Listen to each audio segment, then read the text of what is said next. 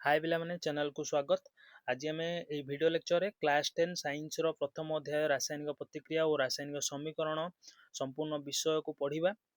तमे जदि ए विषय को ऑलरेडी पढ़ी सारिछ ताहले मध्य ए वीडियो लेक्चर को देखि नियो मु तुमको रेकमेंड करूची। जदि तमरो किछि भी डाउट अछि सब क्लियर हे जिवो आ तमे जो एग्जाम रे तमरो जहा एमसीक्यू लॉन्ग क्वेश्चन सब आसीबो ए वीडियो लेक्चर देखि साला परे मु भाबुची तमरो सब किछि डाउट क्लियर हे जिवो आ तमे आराम से एग्जाम रे करिके आसीबो सब क्वेश्चन को लॉन्ग क्वेश्चन आ एमसीक्यू को। चलो आज वीडियो को आम आरंभ करबा। रासायनिक प्रतिक्रिया और रासायनिक समीकरण प्रथम आम देखिबा रासायनिक प्रतिक्रिया कौन रासायनिक प्रतिक्रिया कौन अटे आम यहाँ प्रथम आलोचना करबा। देख आमर दैनंदिन जीवन रे आम चतुर्पार्श्व रे आम अनेक परिवर्तन को लक्ष्य करि थांती। जेमिति एटी लिखिछि मु देख खरा दिने क्षीर को साधारण तापमात्रा रे रखिदेले ताहा दही रे परिणत हो जाए। लुहा तावा बा कंटा कड़ा आर्द्र वायु रे पड़ी रहिले कलंकी लगी जाए। अंगुर पची सड़ी गले से किणन प्रक्रिया होई से सुरासार सृष्टि हो जाए। एपटे मु लिखिछि देख बरफ तरली जल रे परिणत हो जाए। कागज को छोट छोट खंड करी काटिदेले छोट छोट टुकुड़ा कागज रे परिणत हो जाए। से गुड़िक पानी रे चीनी बा लुण मिसई द्रवण प्रस्तुत करिले एमिति भाव रे आम चतुर्पार्श्व प्रतिदिन किछि ना किछि परिवर्तन लागिकी रहिछि। किंतु एई परिवर्तन गुड़िक भितरु आमे जदि भल भाव रे तांकु ऑब्जर्व करिबा ताहाले देखिबाकू पाइबा जानिबाकू पाइबा जे किछि परिवर्तन एमिति अछि जेउठारे किछि नूतन पदार्थ सृष्टि होउछि। कोन सृष्टि होउछि पिला माने नूतन पदार्थ सृष्टि होउछि।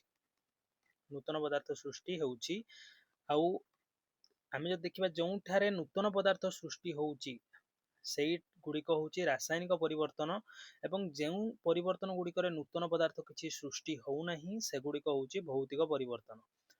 नूतन पदार्थ सृष्टि होउछि बोली आमे जानिबा किपरि। देख क्षीर जेतेबेले आमे कोठी गुटे स्थान रे नै रखि दियंती किछि समय किछि दिन सेतेबेले से कोन हबो ना किछि समय परे से ताहा दही रे परिणत हो जाए। दही जो अछि एटा हला नूतन पदार्थ कारण दही को आमे पुनर्बार क्षीर रे परिणत करि परिबा नाही।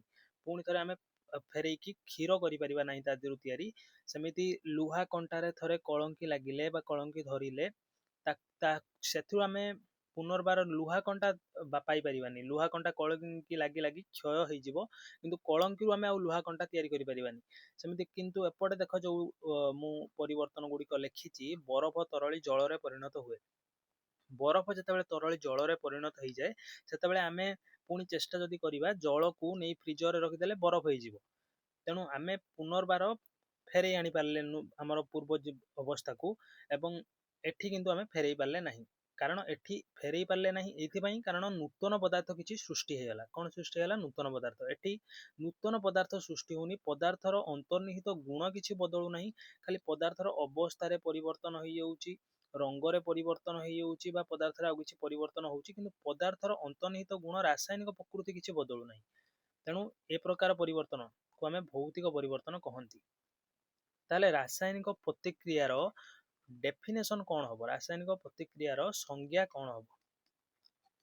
देखो मु फास्ट लिखि देछि तुमको रासायनिक प्रतिक्रियार संज्ञा मूल पदार्थर प्रकृति और निजस्व सत्तार किछि परिवर्तन घटी किछि नूतन पदार्थ सृष्टि हेले आमे ताकू रासायनिक परिवर्तन कहू एवं रासायनिक परिवर्तन घटिले आमे ताकू रासायनिक प्रतिक्रिया बोली कहू।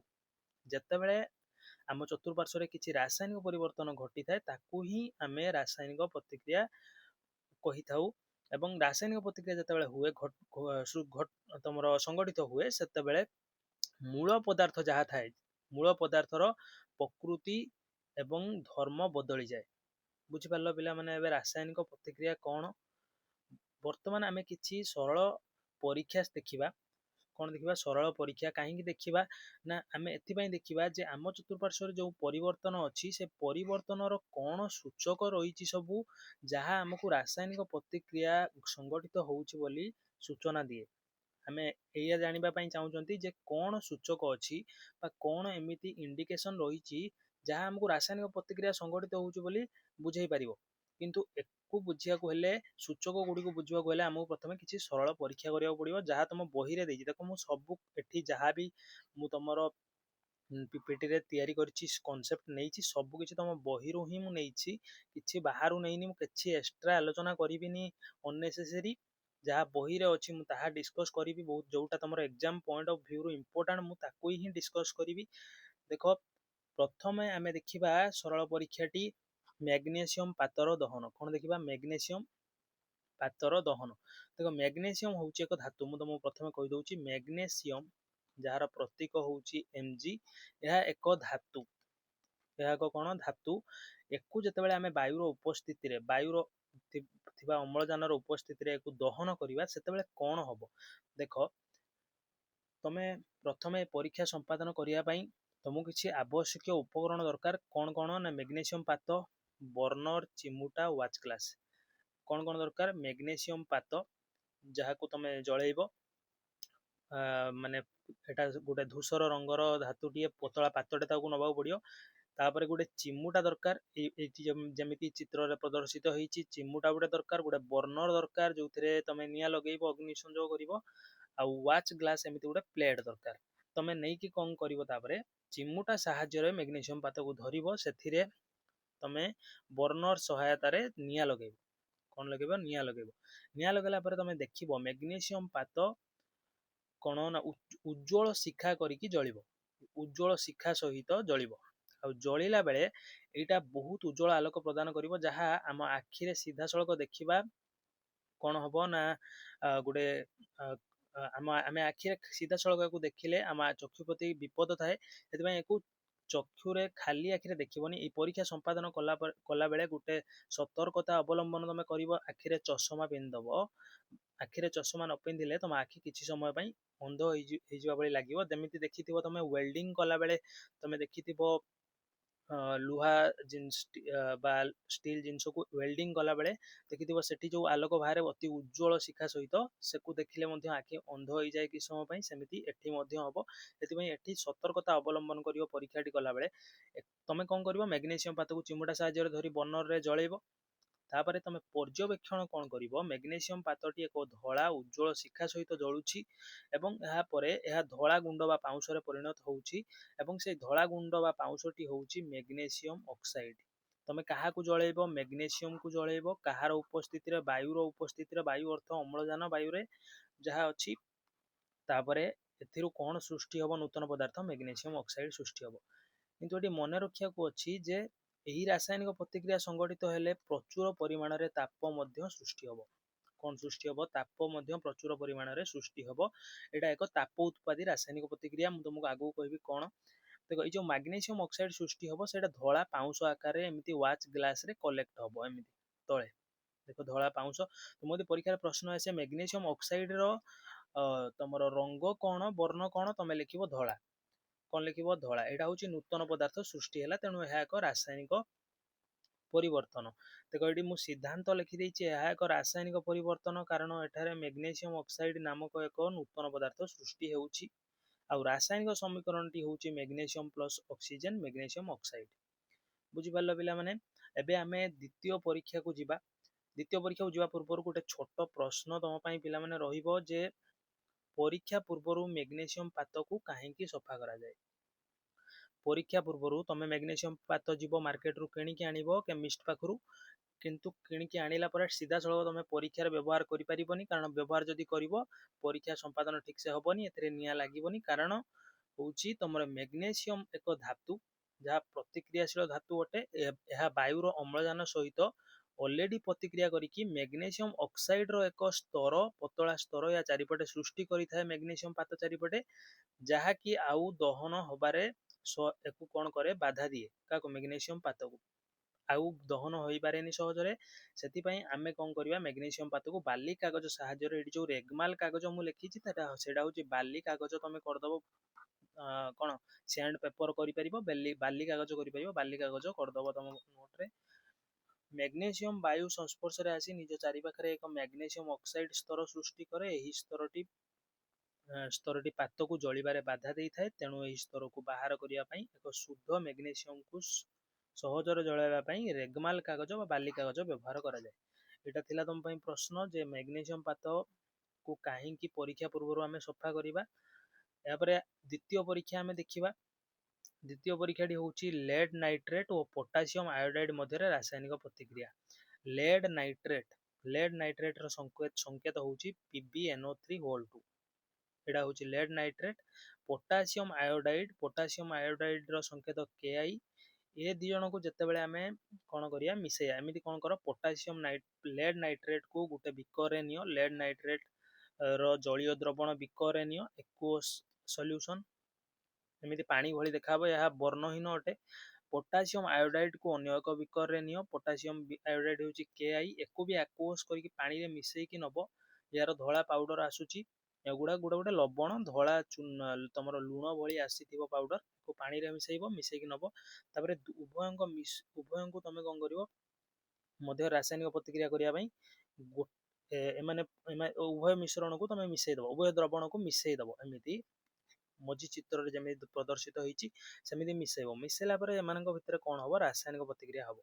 रासायनिक प्रतिक्रिया हेले कोन हबो देखिबो तमरो तळे किछि हळदिया अवक्षेप बसी होउची किछि तळे हळदिया अवक्षेप बसी होउची जहा होउची लेड आयोडाइड आउ जलीय द्रवण मध्य सृष्टि होउची ऊपर जो देखुचो धळा धळा अछि सेटा जलीय द्रवण पोटासियम नाइट्रेट रो काहर पोटासियम नाइट्रेट रो मु तुमको एटी देखै दउची देखो लेड नाइट्रेट समस्तंकर मु संकेत लिखि देइची सबु तमरो यौगिकंकर लेड नाइट्रेट PbNO3 रंगहीन थिला आउ यार जलीय द्रवण आमे नेइथिले। पोटासियम आयोडाइड एटा होउची मध्य जलीय द्रवणटा नेइथिले। लेड आयोडाइड तयारी हला कठिन अवस्था रे सॉलिड फॉर्म रे अवक्षेप आकार रे आउ पोटासियम नाइट्रेट तयारी हला पोटासियम नाइट्रेट एक्वस स्टेट रे तयारी हला कोच स्टेट रे एक्वस माने जलीय द्रवण मु आगु सब अवस्था तम संगे आलोचना करी सेते बेले तुम बुझेबी किंतु एडी सिंपल खाली बुझी था परीक्षा रे कोन हला जदि परीक्षा रे पड़े जे लेड आयोडाइड रो वर्ण कोन लेड आयोडाइड रो वर्ण होउची हळदिया आउ बाकी एठी जत्तेक सबु प्रतिक्रिया रे शामिल अछंती बा उत्पाद सृष्टि हेची नुवा जिंस सृष्टि हेची से गुडी को सबु वर्णहीन देखो एई दिरा होची प्रतिकारक जमाने प्रतिक्रिया रे भाग नेले आउ जहा सृष्टि हला सेडा होची उत्पाद जहा सृष्टि होबो से संपूर्ण नूतन हेइथिबो तमे एको नोट करि नियो मु पढौची ता संगरे संगरे तो एई नोट को तमे पढी देले तमरो सब किछि परीक्षा रे एई भितरु ही आसी जिवो। तापर देखो तृतीय रासायनिक प्रतिक्रिया तमरो आवश्यक उपकरण कौन कौन दरकार आमे करिबा जिंक दाना और लघु सल्फ्यूरिक अम्ल मध्य प्रतिक्रिया वर्तमान आवश्यक उपकरण कौन कौन कोनिकल फ्लाक्स काच नली गोटे कोणा थिबा रबर कर्क जोटा कि ऊपर एमती लागिवो कोनिकल फ्लाक्स रो ए जो काचर अछि तमरो कौन बिकरटा एटा होची कोनिकल फ्लाक्स जिंक दाना बा दस्ता दाना आउ लघु सल्फ्यूरिक अम्ल जिंक रो प्रतीक होची Zn जिंक रो प्रतीक होची Zn एहा भी एक धातु अटे।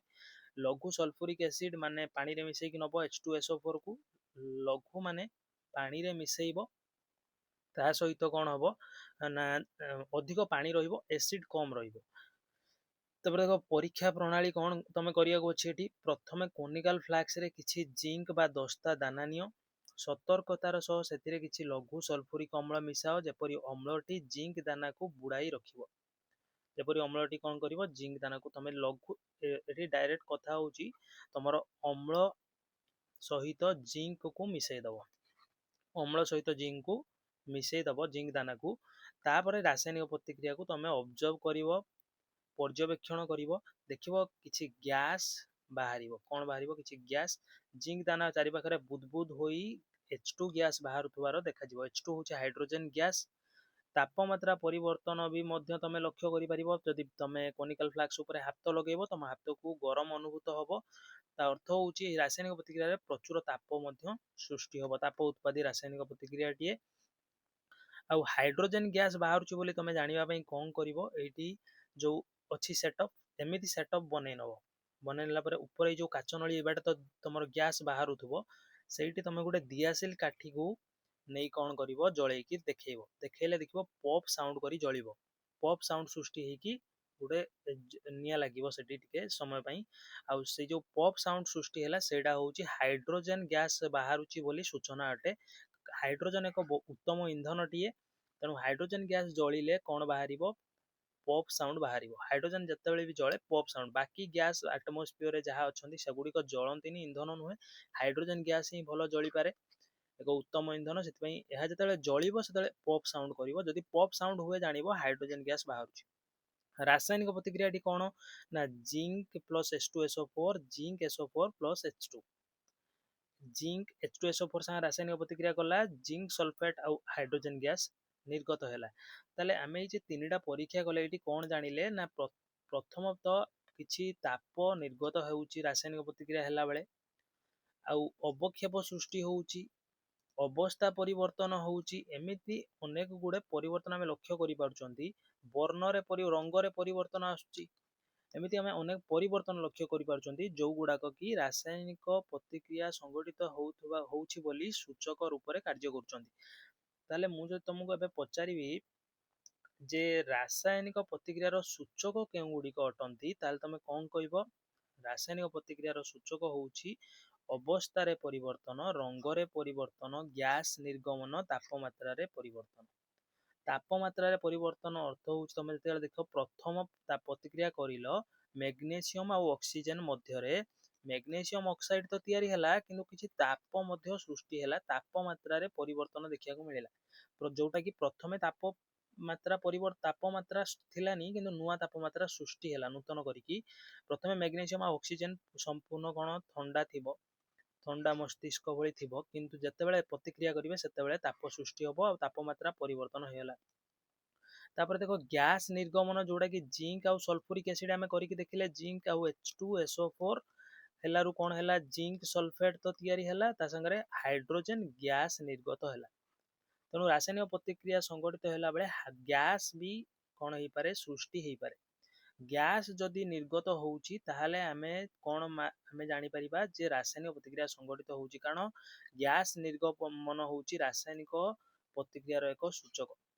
ରଙ୍ଗର ପରିବର୍ତ୍ତନ ହେଲେ ମଧ୍ୟ, ଯେମିତି ଆମେ ଦେଖିଲେ ପ୍ରଥମେ କ'ଣ ଲେଡ୍ ନାଇଟ୍ରେଟ୍ PbNO3(2) ଏବଂ ପୋଟାସିୟମ ଆୟୋଡାଇଡ୍ ମଧ୍ୟରେ ରାସାୟନିକ ପ୍ରତିକ୍ରିୟା କରିକି ଦେଖିଲେ କ'ଣ ସୃଷ୍ଟି ହେଲା, ଲେଡ୍ ଆୟୋଡାଇଡ୍ ତିଆରି ହେଲା PbI2 ପ୍ଲସ୍ କ'ଣ ତିଆରି ହେଲା, ଲେଡ୍ ଆୟୋଡାଇଡ୍ ଆଉ ପୋଟାସିୟମ ନାଇଟ୍ରେଟ୍ ତିଆରି ହେଲା KNO3। এই ଦୁଇଟା ଜିନିଷ ତିଆରି ହେଲା।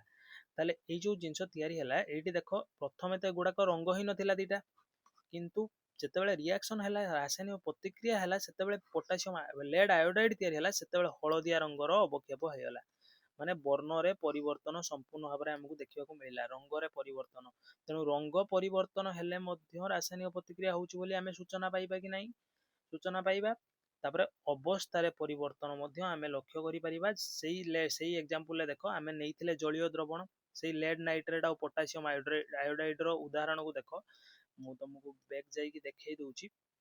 ଏଠି ଦେଖ ଲେଡ୍ ନାଇଟ୍ରେଟ୍ ଆମେ ନେଇଥିଲେ ଜଳୀୟ ଦ୍ରବଣ, ପୁଣି ପୋଟାସିୟମ ଆୟୋଡାଇଡ୍ ନେଇଥିଲେ ଜଳୀୟ ଦ୍ରବଣ, ମିଶେଇଲା ପରେ କିନ୍ତୁ କଠିନ ପଦାର୍ଥ ଲେଡ୍ ଆୟୋଡାଇଡ୍ ସୃଷ୍ଟି ହେଇଗଲା, এই ପାଉଡର ଭଳିଆ ହଳଦିଆ ଅବକ୍ଷେପ। ତରଳ ରୂପରେ ନେଇଥିଲେ କିନ୍ତୁ କଠିନ ବାହାରି ପଡ଼ିଲା, ତାହେଲେ ଅବସ୍ଥା ପରିବର୍ତ୍ତନ ହେଉଛି। ଅବସ୍ଥା କଠିନ, ତରଳ, ଗ୍ୟାସୀୟ ଏଗୁଡ଼ିକ ହେଉଛି ଗୋଟେ ଗୋଟେ ଭୌତିକ ଅବସ୍ଥା। ଅବସ୍ଥା ପରିବର୍ତ୍ତନ ମଧ୍ୟ ଆମକୁ ରାସାୟନିକ ପ୍ରତିକ୍ରିୟାର ସୂଚନା ଦେଇଥାଏ। ବୁଝିପାରିଲ ପିଲାମାନେ? ଆମେ ଏବେ ନେକ୍ସଟ ଦେଖିବା। ଏବେ ପିଲାମାନେ ଦେଖ ରାସାୟନିକ ସମୀକରଣ କାହାକୁ କୁହାଯାଏ? ରାସାୟନିକ ସମୀକରଣ କାହାକୁ କୁହାଯାଏ?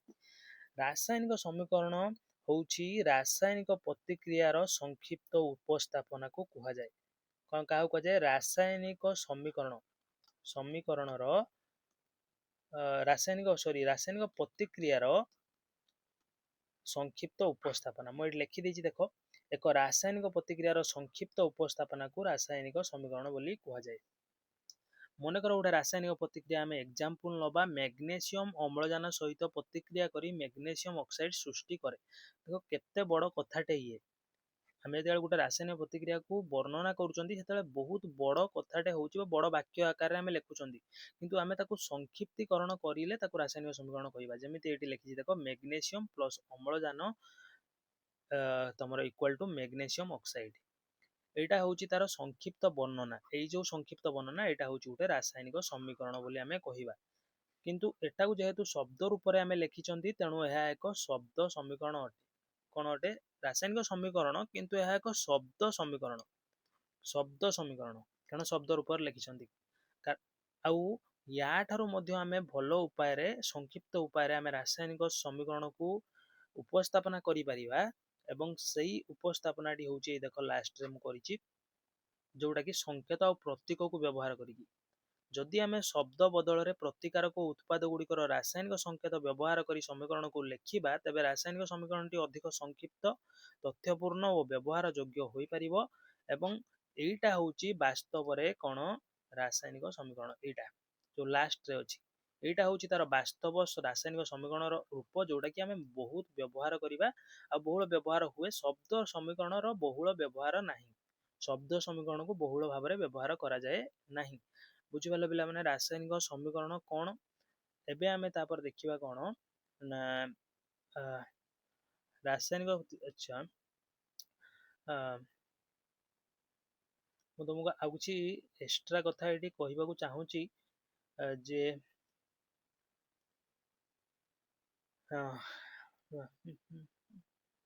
ରାସାୟନିକ ସମୀକରଣ ଏଠି ତ ବୁଝିଦେନି, ଶବ୍ଦ ସମୀକରଣ ମ୍ୟାଗ୍ନେସିୟମ୍ ଅକ୍ସିଜେନ୍ ମ୍ୟାଗ୍ନେସିୟମ୍ ଅକ୍ସାଇଡ୍, ତେଣୁ ଏଭଳି ଭାବରେ ଲେଖିବା। ରାସାୟନିକ ସମୀକରଣ ଲେଖିଲେ ତାପରେ magnesium plus oxygen magnesium oxide, magnesium plus oxygen, ଆଚ୍ଛା କହିବାକୁ ଥିଲା। ଦେଖ ପିଲାମାନେ ଏବେ ରାସାୟନିକ ସମୀକରଣ କ'ଣ ଆମେ ବୁଝିଦେଲେ। ରାସାୟନିକ ସମୀକରଣ ବୁଝିଦେଲା ପରେ ଏବେ ଆମେ କିଛି ଜିନିଷ ରାସାୟନିକ ସମୀକରଣ ଉପରେ ଦେଖିବା। ରାସାୟନିକ ସମୀକରଣର ଲେଖିବା ପାଇଁ କିଛି ନିର୍ଦ୍ଦିଷ୍ଟ ନିୟମ ରହିଛି ବା ନିୟମାବଳୀ ରହିଛି, ଯାହାକୁ ରାସାୟନିକ ସମୀକରଣ ଲେଖିଲା ବେଳେ ଆମକୁ ଅନୁସରଣ କରିବା ଉଚିତ। କ'ଣ ସେଇ ନିୟମାବଳୀ ଗୁଡ଼ିକ? ଦେଖ, ସବୁବେଳେ ରାସାୟନିକ ସମୀକରଣ ଲେଖିଲା ବେଳେ ପ୍ରତିକାରକକୁ ବାମ ପାର୍ଶ୍ୱରେ ଲେଖିବ, ପ୍ରତିକାରକ, ଆଉ ଉତ୍ପାଦକୁ ଦକ୍ଷିଣ ପାର୍ଶ୍ୱରେ ଲେଖିବ। ଆଉ ତାଙ୍କ ମଝିରେ ସବୁବେଳେ ତୀର ଚିହ୍ନ ରହିବ। କ'ଣ ରହିବ? ତୀର ଚିହ୍ନ। ପ୍ରତିକାରକ, ତମ ମନରେ ପ୍ରଶ୍ନ ଆସିବ, ସାର୍ ପ୍ରତିକାରକ କ'ଣ? ପ୍ରତିକାରକ ହେଉଛି ତମର ରାସାୟନିକ ପ୍ରତିକ୍ରିୟାରେ ଯେଉଁମାନେ ସବୁ ଅଂଶଗ୍ରହଣ କରନ୍ତି, ଯେମିତି magnesium plus oxygen, magnesium oxygen ଯେତେବେଳେ ରାସାୟନିକ ପ୍ରତିକ୍ରିୟା କରିବେ, ସେତେବେଳେ ମ୍ୟାଗ୍ନେସିୟମ୍ ଅକ୍ସାଇଡ୍ ସୃଷ୍ଟି ହେବ। ଯୋଉଟା ସୃଷ୍ଟି ହେଲା ତାହା ହେଉଛି ଉତ୍ପାଦ। ଏବଂ ଯେଉଁମାନେ ଅଂଶଗ୍ରହଣ କଲେ ମ୍ୟାଗ୍ନେସିୟମ୍ ଆଉ ଅକ୍ସିଜେନ୍, ଏମାନେ ହେଉଛନ୍ତି ପ୍ରତିକାରକ। ବୁଝିପାରିଲ? ଆଉ ଏଙ୍କ ଭିତରେ ସବୁବେଳେ ତୀର ଚିହ୍ନ ରହିବ। ତୀର ଚିହ୍ନ କ'ଣ କରେ? ତୀର ଚିହ୍ନ ହେଉଛି ପ୍ରତିକ୍ରିୟାର ଦିଗ ନିର୍ଦ୍ଦେଶ କରେ। এই যে তীର ଚିହ୍ନ ଅଛି ପ୍ରତିକ୍ରିୟାର ଦିଗ ନିର୍ଦ୍ଦେଶ କରେ। ଅର୍ଥାତ୍ ହେଉଛି ଯେ ଇଏ ଉଭୟ ମିଶିଲେ, ଏ ଉଭୟ ପ୍ରତିକ୍ରିୟା କଲେ ପ୍ରତିକ୍ରିୟାର ଉତ୍ପାଦ ଇଏ ହବ, ମାନେ ୟା ଆଡ଼କୁ ମୁହଁ ହେଇଛି, ନା କି ୟା ଦିହରୁ ଏ ଦିଟା ସୃଷ୍ଟି ହବ। ଯଦି ମୁହଁଟାକୁ ମୁଁ ଇଆଡ଼େ ବୁଲେଇ ଦିଏ, ତାହେଲେ ଜାଣିବି କ'ଣ ନା ଏଥିରୁ ଏ ଦିଟା ସୃଷ୍ଟି ହେଇପାରିବ। ଇଏ କାହା ସାଙ୍ଗରେ ଗୋଟେ ରାସାୟନିକ ପ୍ରତିକ୍ରିୟା କରିଲା ବା ଏକୁଟିଆ ଭାଙ୍ଗିକି ଏ ଦିଟା ସୃଷ୍ଟି କରିପାରିବ। ତେଣୁ ତୀର ଚିହ୍ନ ପ୍ରତିକ୍ରିୟାର ଦିଗକୁ କ'ଣ କରେ? ନିର୍ଦ୍ଦେଶ କରେ। ଆଉ ଗୋଟେ କଥା, ଆଉ ଗୋଟେ ହେଉଛି ନିୟମ ତମର ରାସାୟନିକ ସମୀକରଣ ଲେଖିବାର, ଯେ ପ୍ରତିକାରକ ଯଦି ଏକାଧିକ ଥିବ, ମାନେ ଏକରୁ ଅଧିକ ଥିବ, ତାଙ୍କ ଭିତରେ ଯୁକ୍ତ ଚିହ୍ନ ଦିଆଯିବ। ସେମିତି ଯଦି ଉତ୍ପାଦ ଏକାଧିକ ଥିବ, ଯେମିତି ମୁଁ ଗୋଟେ ଏକ୍ଜାମ୍ପଲ ନେଉଛି CaCO3, ଏକୁ ଯଦି ମୁଁ ଉତ୍ତପ୍ତ କରିବି CaCO3 କ୍ୟାଲସିୟମ କାର୍ବୋନେଟ୍, ତାହେଲେ କ'ଣ ବାହାରିବ? କ୍ୟାଲସିୟମ ଅକ୍ସାଇଡ୍ ବାହାରିବ, ଆଉ କାର୍ବନ ଡାଇଅକ୍ସାଇଡ୍ ଗ୍ୟାସ୍ ବାହାରିବ। କ୍ୟାଲସିୟମ ଅକ୍ସାଇଡ୍ ବାହାରିବ, ଯୋଉଟା କି କହନ୍ତି କଲି ଚୂନ, ଆଉ କାର୍ବନ ଡାଇଅକ୍ସାଇଡ୍ ଅଙ୍ଗାରକାମ୍ଳ ବାହାରିବ। ଏଠି ଏକାଧିକ ଉତ୍ପାଦ ଦେଖ ସୃଷ୍ଟି ହେଇଛି। ଉତ୍ପାଦ ମଧ୍ୟରେ ମଧ୍ୟ ଯୁକ୍ତ ଚିହ୍ନ ବ୍ୟବହାର ହେଇଛି, କାରଣ ଏକାଧିକ ଉତ୍ପାଦ ହେଲେ ଯୁକ୍ତ ଚିହ୍ନ ଲାଗିବ, ଏକାଧିକ ପ୍ରତିକାରକ ହେଲେ ମଧ୍ୟ ସେମାନଙ୍କ ମଧ୍ୟରେ ଯୁକ୍ତ ଚିହ୍ନ ଲାଗିବ। ବୁଝିପାରିଲ? ଆଉ ତୀର ଚିହ୍ନ ରାସାୟନିକ ପ୍ରତିକ୍ରିୟାର ଦିଗ ନିର୍ଦ୍ଦେଶ କରେ, ମନେ ରଖିବ, ସର୍ଟ କ୍ୱେଶ୍ଚନ ଏଇଥିରୁ ପଡ଼େ। ଆଉ ପ୍ରତିକାରକ ବାମ ପାର୍ଶ୍ୱରେ, ଉତ୍ପାଦ ଦକ୍ଷିଣ ପାର୍ଶ୍ୱରେ ଲେଖାଯାଏ, ଏଟା ବି ମନେ ରଖିବ। ଏ ହେଉଛି ରାସାୟନିକ ସମୀକରଣ ଲେଖିବାର ନିୟମାବଳୀ ବା ନିୟମ ନିୟମ ଗୁଡ଼ିକ। ଏବେ ଦେଖିବା ରାସାୟନିକ ସମୀକରଣ କେତେ ପ୍ରକାର। ଦେଖ, ଗୋଟିଏ ରାସାୟନିକ ସମୀକରଣ ଦୁଇ ପ୍ରକାର ହେଇପାରେ, ଯଥା ସମତୁଲ ରାସାୟନିକ ସମୀକରଣ ଏବଂ ଅସମତୁଲ ରାସାୟନିକ ସମୀକରଣ। ସମତୁଲ ରାସାୟନିକ ସମୀକରଣ ଏବଂ ଅସମତୁଲ ରାସାୟନିକ ସମୀକରଣ। ଅସମତୁଲ ରାସାୟନିକ ସମୀକରଣକୁ ପିଲାମାନେ ଆମେ ସୂଚକୀୟ ରାସାୟନିକ ସମୀକରଣ ମଧ୍ୟ କହିପାରିବା। କ'ଣ କହିପାରିବା? ସୂଚକୀୟ ରାସାୟନିକ ସମୀକରଣ। ସୂଚକୀୟ ରାସାୟନିକ ସମୀକରଣ ମଧ୍ୟ କହିପାରିବା। ସୂଚକୀୟ ରାସାୟନିକ ସମୀକରଣ ବା ଅସମତୁଲ ରାସାୟନିକ ସମୀକରଣ କେବଳ ଆମକୁ କାହା କାହା ମଧ୍ୟରେ ରାସାୟନିକ ପ୍ରତିକ୍ରିୟା ହେଉଛି ତାର ସୂଚନା ଦେବେ, ଏବଂ ଏହା ଅଧିକ ସଠିକ ନୁହେଁ।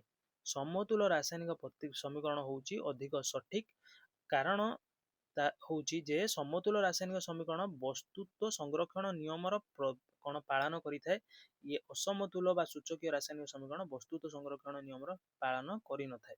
समतुल रासायनिक समीकरण वस्तुत्व संरक्षण नियम को मानिकी चले। कौन एगुड़िक मु तुम आग स्लाइड रे बुझौची। देख फास्ट आमे देखिबा समतुल रासायनिक समीकरण कौन।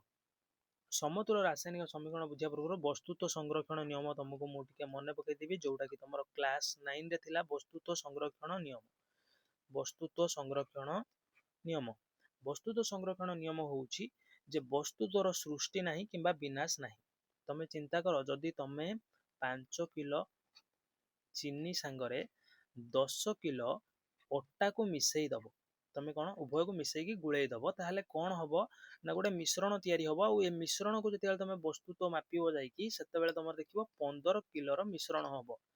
कौन हबो 15 किलो रो मिश्रण हबो। कहलो देखी, जदि मु 5 किलो चीनी सांगरे 10 किलो अट्टा को मिसईबी, कौन एमिति हेई परिबो जे 20 किलो रो मिश्रण हेई जाईची? एमिति हेई परिबो कि?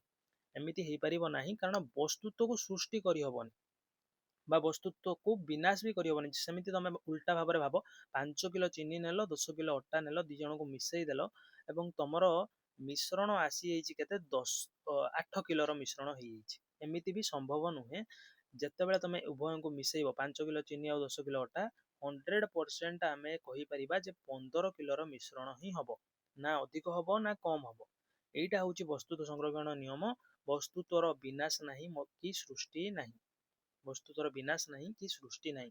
से भली जेतेबेले रासायनिक प्रतिक्रिया संघटित हुए दुईटी पदार्थ मध्यरे बा दुईटी मौलिक यौगिक मध्यरे, एकाधिक मौलिक यौगिक मध्यरे एमाने कौन करती, रासायनिक संजोग एमानकर घटे, एमाने मिसी जाती परस्पर सहित आउ किछि नुआ जिनिस सृष्टि करती। तेणु नुआ जिनिस सृष्टि हेले बा तमर जो माने प्रतिकारक जो माने मिसी थांती तांकर वस्तुत्व जेतिकी थाए, उत्पादर वस्तुत्व मध्य सेतिकी थाए, सेतिकी रहे। वस्तुत्व समान हवा पाई कौ जिनसटा जरूरी अटे, वस्तुत्व समान हवा पाई ए जो मौलिक यौगिक जो परमाणु माने अछंती तांकर संख्या ही कौन गुरुत्वपूर्ण अटे। तेणु जदि संख्या उभय पार्श्व समान होउची परमाणु मानकर, ताहले कौन हबो ना वस्तुत्व संरक्षण नियम प्रतिपालन होइजिवो, तमर वस्तुत्व उभय पार्श्व समान होइजिवो। ताहले आमे कौन करिबा, जेतेबेले समतुल रासायनिक समीकरण देखिबा, सेतेबेले समतुल रासायनिक समीकरण जानिबा पाई हेले हमकु उभय पार्श्वर परमाणु संख्या को गणिया पड़ियो प्रत्येक मौलिकर। देखो मु जदि एई रासायनिक प्रतिक्रिया को देखुची, ताहले उभय पार्श्व को देख, मैग्नीशियम और ऑक्सीजन व्यतीत आउ केही मौलिक नाही। मौलिक किए किए अछि, मैग्नीशियम और ऑक्सीजन। बाम पार्श्व रे मैग्नीशियम परमाणु संख्या होउची 2टी अछि एवं तमर बाम पार्श्व रे अम्लजान परमाणु संख्या मध्य 2टी अछि। आ दक्षिण पार्श्व रे मैग्नीशियम परमाणु संख्या 2 एवं अम्लजान परमाणु संख्या मध्य 2 अछि। एटा भूल एक लिखि दैछि 2 हबो। देखो जदि एमिति लेखा हैछि 2CaO 2 कैल्शियम ऑक्साइड, ता माने 2टी कैल्शियम रो परमाणु और 2टी अम्लजान रो परमाणु। जेतेबेले एइटी किछि संख्या लागिथिबो आ गोटे यौगिक भितर अछि, ताले जेतेक परमाणु थिबो से माने समस्त एई संख्या ऊपर अधिकार रखिबे। तेणु एटी कोन हैला ना 2टा मैग्नीशियम और 2टा ऑक्सीजन, 2टा मैग्नीशियम और 2टा ऑक्सीजन। जदि हमें देखिबा बाम पार्श्व रे मैग्नीशियम रो संख्या होउची 2, मैग्नीशियम रो संख्या बाम पार्श्व रे प्रतिकारक पार्श्व रे 2 और दक्षिण पार्श्व रे मध्य 2। ऑक्सीजन सेमिति बाम पार्श्व रे ऑक्सीजन संख्या 2 और दक्षिण पार्श्व रे भी ऑक्सीजन संख्या 2। तेणु उभय पार्श्व रे परमाणु मानक संख्या समान, ता अर्थ उभय पार्श्व रे परमाणु मानक वस्तुत्व समान। ताहाको आमे कोन कहिबा, समतुल रासायनिक समीकरण। जेतेबे कोनोसी रासायनिक समीकरण रे प्रतिकारक पार्श्व परमाणु संख्या उत्पाद पार्श्व परमाणु संख्या सहित समान, ता अर्थ यह एक समतुल रासायनिक समीकरण अटे। बुझिपाइल, परमाणु संख्या समान अर्थ वस्तुत्व उभय पार्श्व मध्य समान। पुणी थरे से एग्जांपल तुमको मन पकई देବାକୁ चाहिए, जे 5 किलो अट्टारे आमे जेतेबेले 10 किलो चीनी मिसईबा, सेतेबेले मिश्रण आमर 10 5 15 किलो ही सृष्टि हबो, ना कि अधिक ना कम। ना अधिक सृष्टि हबो ना कम सृष्टि हबो, 15 किलो सृष्टि हबो। एई नियम ही एइटी लागुछि वस्तुत्व संरक्षण नियम। जोउठी वस्तुत्व संरक्षण नियम रासायनिक समीकरण रे पालन होउछि, ताहा एक समतुल रासायनिक समीकरण। आ जोउठी हेउ नाही ताहा असमतुल बा सूचकीय रासायनिक समीकरण। एबे आमे सूचकीय रासायनिक समीकरण देखिया पिला माने। देखो ସୂଚକୀୟ ରାସାୟନିକ ସମୀକରଣ ବା ଅସମତୁଲ ରାସାୟନିକ ସମୀକରଣ କ'ଣ? ଯଦି ପ୍ରତିକାରକ ପାର୍ଶ୍ୱର ପରମାଣୁ ସଂଖ୍ୟା ଉତ୍ପାଦ ପାର୍ଶ୍ୱର ପରମାଣୁ ସଂଖ୍ୟା ସହ ସମାନ ନୁହେଁ, ତାହା ଏକ ସୂଚକୀୟ ରାସାୟନିକ ସମୀକରଣ। ମ୍ୟାଗ୍ନେସିୟମ ଏପଟେ ଦେଖ ଗୋଟେ ଅଛି, ଏପଟେ ମ୍ୟାଗ୍ନେସିୟମ ଗୋଟେ ଅଛି, ବଢିଆ କଥା, ଉଭୟ ପାର୍ଶ୍ୱରେ ସମାନ ଅଛି। କିନ୍ତୁ ଅକ୍ସିଜେନ ଏପଟେ ଦେଖ ଦୁଇଟି ଅଛି ପ୍ରତିକାରକ ପାର୍ଶ୍ୱରେ, କିନ୍ତୁ ଏପଟେ ଗୋଟେ ହେଇଯାଇଛି। ତା ମାନେ କ'ଣ? ବସ୍ତୁତ୍ୱର ହ୍ରାସ ଘଟିଲା। ବସ୍ତୁତ୍ୱ ସଂରକ୍ଷଣ ନିୟମ ଆଧାରରେ ବସ୍ତୁତ୍ୱ ତ ହ୍ରାସ ହେଇପାରିବନି କି ସୃଷ୍ଟି ହେଇପାରିବନି, ସେଥିପାଇଁ ଏଠି ବସ୍ତୁତ୍ୱ ସଂରକ୍ଷଣ ନିୟମ ପ୍ରତିପାଦନ ହଉନି, ତେଣୁ ଏହା ଏକ ଅସମତୁଲ ରାସାୟନିକ ସମୀକରଣ ଆମେ କହିପାରିବା। ବୁଝିପାରିଲ? ଡେଫିନେସନ ହଉଛି ତମର ଏଇଟା ମୁଁ ଲେଖିଦେଇଛି, ତମେ ଟିକେ ଏକ୍ସଟେଣ୍ଡ କରିଦବ। ଯଦି ପ୍ରତିକାରକ ପାର୍ଶ୍ୱର ପରମାଣୁ ସଂଖ୍ୟା ଓ ଉତ୍ପାଦ ପାର୍ଶ୍ୱର ପରମାଣୁ ସଂଖ୍ୟା ସମାନ ନୁହେଁ, ତାହା ଏକ ଅସମତୁଲ ରାସାୟନିକ ସମୀକରଣ ବା ସୂଚକୀୟ ରାସାୟନିକ ସମୀକରଣ ଅଟେ। ତମ ମନରେ ପିଲାମାନେ ପ୍ରଶ୍ନ ଆସିପାରେ, ଯଦି ଏହା କ'ଣ ବସ୍ତୁତ୍ୱ ସଂରକ୍ଷଣ ନିୟମ ପାଳନ କରୁନାହିଁ, ତାହେଲେ ଏଭଳି ସମୀକରଣ ଆମେ ଲେଖିବାର ତାତ୍ପର୍ଯ୍ୟ କ'ଣ? ଏଭଳି ଲେଖିବାର ମୂଲ୍ୟ କ'ଣ?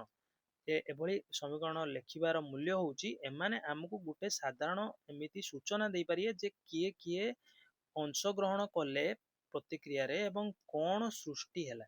ଖାଲି ଗୋଟେ ଛୋଟ ଆମକୁ ସୂଚନା ଦେବେ, ଏତେ ଜରୁରୀ ନହେଲେ ବି ଆମ ପାଇଁ ଏଇଟା କ'ଣ ଗୁରୁତ୍ୱ ବହନ କରେ। ତେଣୁ ଏଭଳି ବି ସମୀକରଣକୁ ଆମେ ବ୍ୟବହାର କରନ୍ତି, ଆଉ ସମତୁଲ ସମୀକରଣକୁ ମଧ୍ୟ ବ୍ୟବହାର କରନ୍ତି। ବୁଝିପାରିଲ ପିଲାମାନେ? ଆମେ ଦେଖିବା ଏବେ ନେକ୍ସଟ।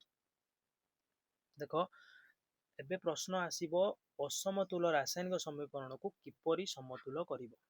ତମ ପରୀକ୍ଷାରେ ପ୍ରଶ୍ନ ଏଇଟା ପଡୁଛି, ଏକ୍ସରସାଇଜରେ ବି ଏମିତି କ୍ୱେଶ୍ଚେନ୍ ଦେଇଛି, ତମ ବହିରେ ପଦ୍ଧତି ଦେଇଛି ପରଖ ନିରଖ ପଦ୍ଧତି। କ'ଣ ପଦ୍ଧତି ଦେଇଛି ପିଲାମାନେ? ପରଖ ନିରଖ ପଦ୍ଧତି, ଯୋଉଟା କି ହିଟ୍ ଆଣ୍ଡ ଟ୍ରାଏଲ, ତୁକା ବାଜି କରିକି ତମେ କରିବ। ପୁରା ଏମିତି ସଂଖ୍ୟା ଗଣି ତମେ ଏମିତି ଅନୁମାନ କରି ସଂଖ୍ୟା ଲଗେଇ ଚେକ୍ କରିବ। ଯଦି ହେଇଯାଏ, ନହେଲା ତାହେଲେ ତମେ ସେମିତି ଖୋଜୁଥିବ, ସେମିତି କୋଉଟା ହଉଛି ତମେ ଏମିତି ମନରେ ଡାଉଟ୍ ସବୁବେଳେ ରହିବ। ତମେ ଏମିତି ବହୁତ ସମୟ ବି ଏଭଳି ଯାଇପାରେ ପରଖ ନିରଖ ପଦ୍ଧତିରେ। କିନ୍ତୁ ମୁଁ ତମକୁ ଏଇ ଭିଡିଓ ଲେକ୍ଚରରେ ଆଜି ଶିଖେଇଦେବି କ'ଣ?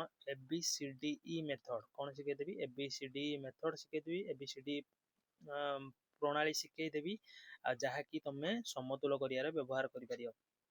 ରାସାୟନିକ ସମୀକରଣକୁ ସମତୁଲ କରିବା ପାଇଁ ତମେ କ'ଣ ପ୍ରଣାଳୀ ୟୁଜ୍ କରିପାରିବ? ABCDE ପ୍ରଣାଳୀ।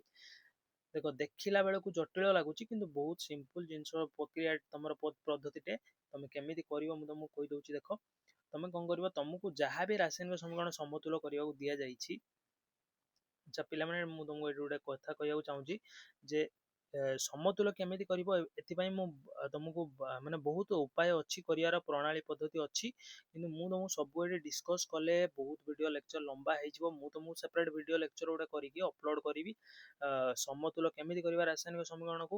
କିନ୍ତୁ ଆଜି କେବଳ ମୁଁ ABCD ମେଥଡ ହିଁ ଏ ଭିଡ଼ିଓରେ ଡିସ୍କସ୍ କରିବି।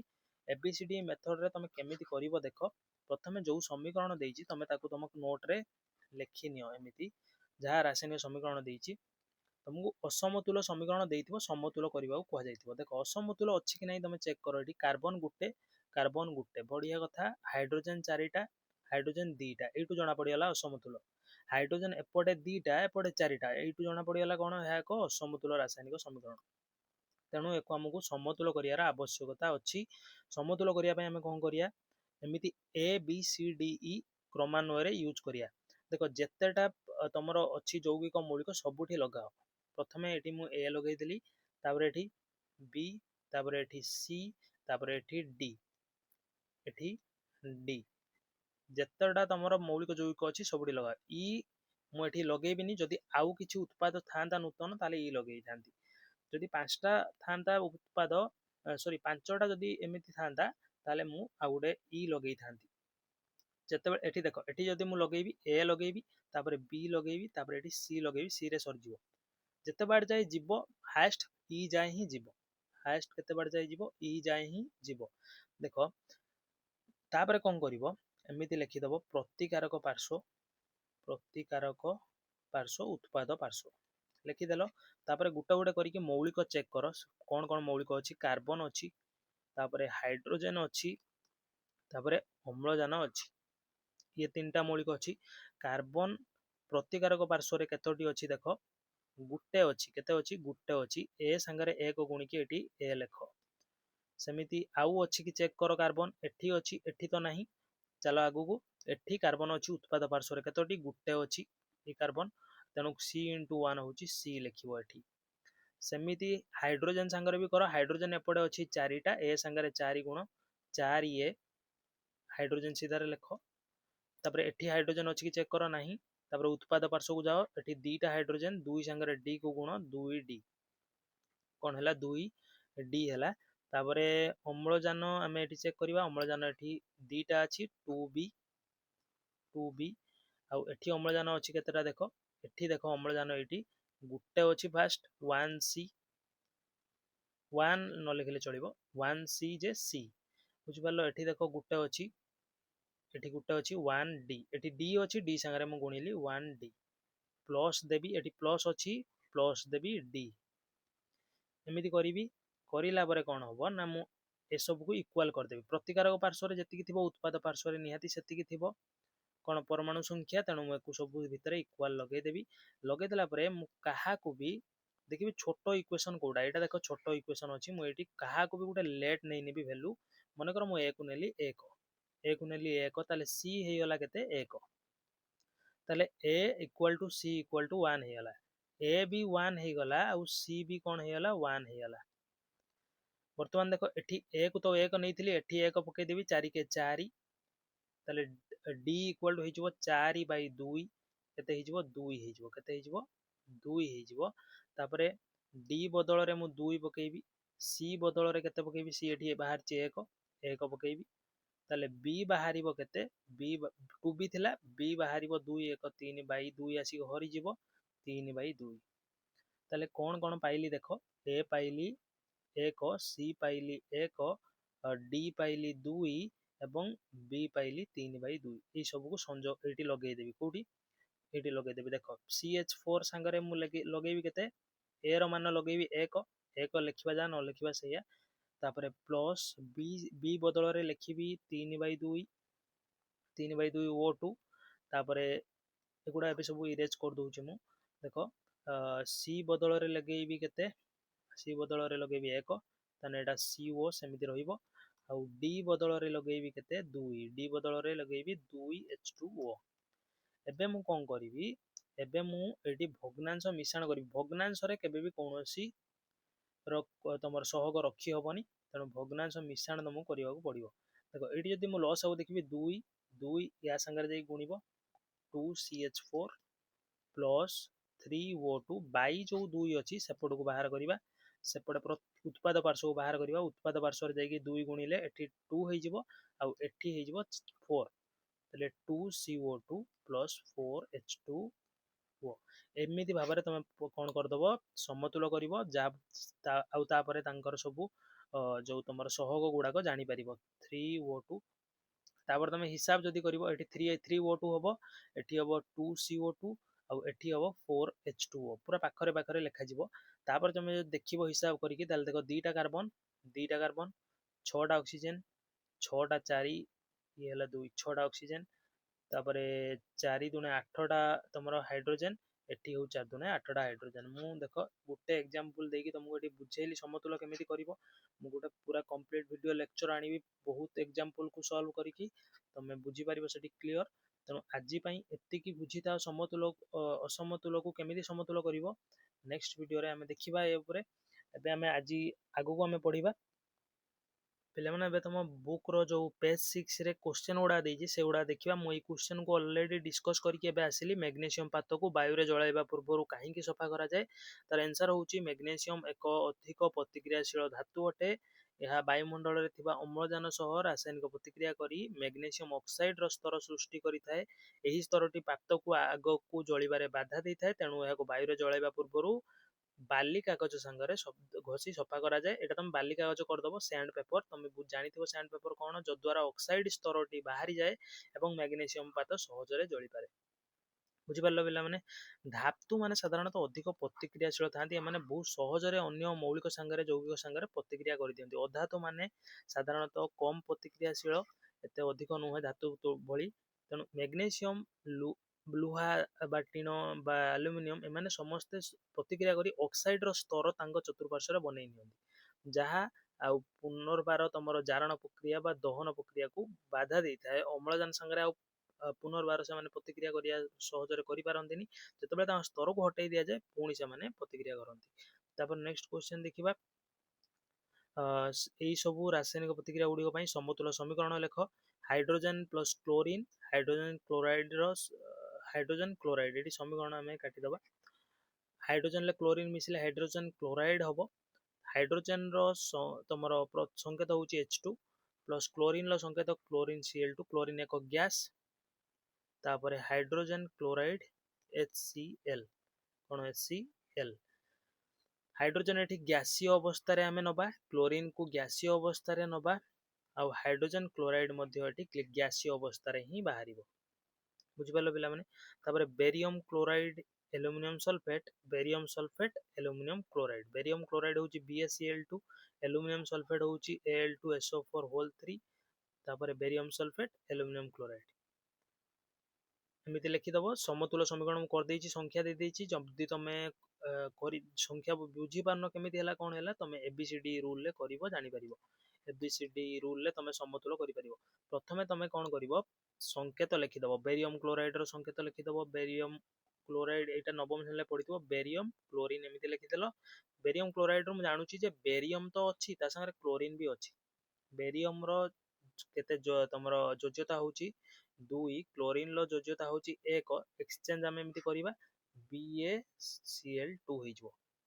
सेमती aluminium sulphate barium sulphate aluminium chloride एमती लिखिकी तुम करदब एमती आग लिखिदब तापर समतुल्य परे कर। सोडियम प्लस जल सोडियम हाइड्रोक्साइड प्लस हाइड्रोजेन समीकरण हाइड्रोजेन ये समीकरण काट दियो। सोडियम प्लस जल सोडियम को जल सह मिसाइले सोडियम हाइड्रोक्साइड हम और हाइड्रोजेन सृष्टि हम बुझिपार। सोडियम है जल हूँ H2O sodium hydroxide NaOH hydrogen हूँ H2 एटी कोटा को अवस्था बाहर एटा हूँ सोडियम कठिन अवस्था सॉलिड स्टेट रे आम नवा जल लिक्विड माने तरल। सोडियम हाइड्रोक्साइड हूँ एक्वस जलीय द्रवण बाहर पानी रे मिसिकी बाहर आटा गैसीय अवस्था हाइड्रोजेन बाहरी हाइड्रोजेन गैस होगी उड़ीज बुझिपार। तापर एठी भी सेमती कही दूची एटा एक्वस बेरियम क्लोराइड टा एल्युमिनियम सल्फेट हूँ एक्वस जलीय द्रवण तापर बेरियम सल्फेट अवक्षेप बाहर धला अवक्षेप जोटा कि सॉलिड स्टेट रे बाहर कठिन अवस्था एल्युमिनियम क्लोराइड एक्वस बाहर एमती तुम करदब। तापर देखा नेक्स्ट निम्नलिखित रासायनिक प्रतिक्रिया गुड़िक अवस्था सूचक संकेत सह समतुल्य रासायनिक समीकरण लेख। अच्छा अवस्था कौन सब कहीदे भौतिक अवस्था पदार्थर केतोटी अच्छी पदार्थर 4टी भौतिक अवस्था अच्छी देखिए। प्रथम है तुम कठिन अवस्था तापर तरल तापर गैसीय तापर हूँ जलीय द्रवण किंतु आम एत बड़ बड़ अवस्था को माने एमती अवस्थार नाम को लिखिबानी रासायनिक समीकरण सहित आम केवल सर्टकट तार जो संक्षिप्त अच्छी सूचक से गुड़ाक लिखा कठिन सॉलिड S तरल L गैसीय तुम G गैस जलीय द्रवण एक्वस लिखा। ये देख कौन देती बेरियम क्लोराइड और सोडियम सल्फेट जलीय द्रवण परस्पर सह प्रतिक्रिया करी अद्रवणीय बेरियम सल्फेट सोडियम क्लोराइड द्रवण प्रदान करती। देख बेरियम क्लोराइड हूँ एक्वस माने जलीय द्रवण।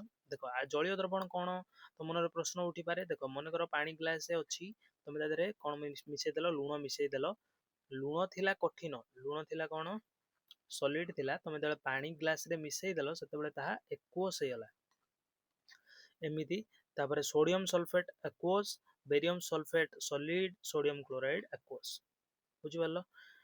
ये जो बेरियम सल्फेट अच्छी धला होगी बाहर धला अवक्षेप होगी तले बसीज।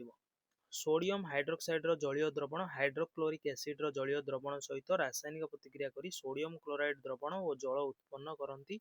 समीकरण कौन समीकरण हूँ NaOH plus HCl sodium hydroxide NaOH hydrochloric acid बा एको आमे कौन कहती हाइड्रोक्लोरिक एसिड को आमे ओडिया रे कौन कहती तुम कहती लवण आम्ल कहती। एटा एक्वस जीव पानी रे मिसेकी जेतेक एसिड अच्छी सब पानी रे मिसेकी नियाहब डायरेक्ट तो कंसेंट्रेटेड एसिड क्या भी नियाजीवनी गाढ़ अम्ल क्या नियाजीवनी प्राय एक्वस करके नियाजीव। सोडियम क्लोराइड सृष्टि हम एक्वस जल रे मिसिकी बाहर और जल बाहर H2O लिक्विड स्टेट रे बुझिपार पिला माने। ପିଲାମାନେ ଏବେ ଦେଖିବା ବିଭିନ୍ନ ପ୍ରକାରର ରାସାୟନିକ ପ୍ରତିକ୍ରିୟା। କ'ଣ ଦେଖିବା? ବିଭିନ୍ନ ପ୍ରକାରର ରାସାୟନିକ ପ୍ରତିକ୍ରିୟା। ଦେଖ, ବିଭିନ୍ନ ପ୍ରକାର ରାସାୟନିକ ପ୍ରତିକ୍ରିୟାରେ ପ୍ରଥମେ ଆମେ ପଢିବା ସଂଶ୍ଳେଷଣ ପ୍ରତିକ୍ରିୟା। କ'ଣ ପଢିବା? ସଂଶ୍ଳେଷଣ ପ୍ରତିକ୍ରିୟା। ସଂଶ୍ଳେଷଣ ପ୍ରତିକ୍ରିୟା ହେଉଛି କ'ଣ? ଯେଉଁ ରାସାୟନିକ ପ୍ରତିକ୍ରିୟାରେ ଦୁଇ ବା ଅଧିକ ପ୍ରତିକାରକ ସଂଯୁକ୍ତ ହୋଇ ଏକମାତ୍ର ଉତ୍ପାଦ ସୃଷ୍ଟି ହେଇଥାଏ, ସେହି ରାସାୟନିକ ପ୍ରତିକ୍ରିୟାକୁ ସଂଶ୍ଳେଷଣ ପ୍ରତିକ୍ରିୟା କୁହାଯାଏ।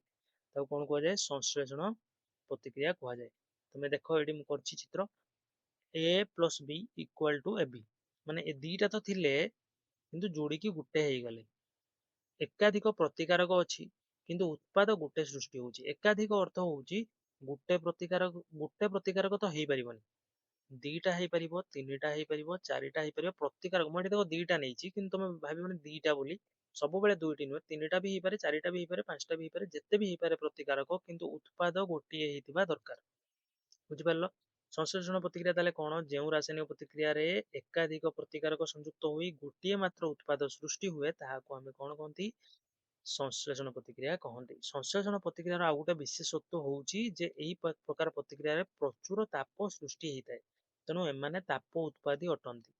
କିନ୍ତୁ ତମକୁ ମନେ ରଖିବାକୁ ପଡିବ ଏଇଠି ଗୋଟେ ଜିନିଷ, ସମସ୍ତ କ'ଣ ସଂଶ୍ଳେଷଣ ପ୍ରତିକ୍ରିୟା ତାପ ଉତ୍ପାଦୀ ନୁହନ୍ତି। ଲେଖିବା କ'ଣ?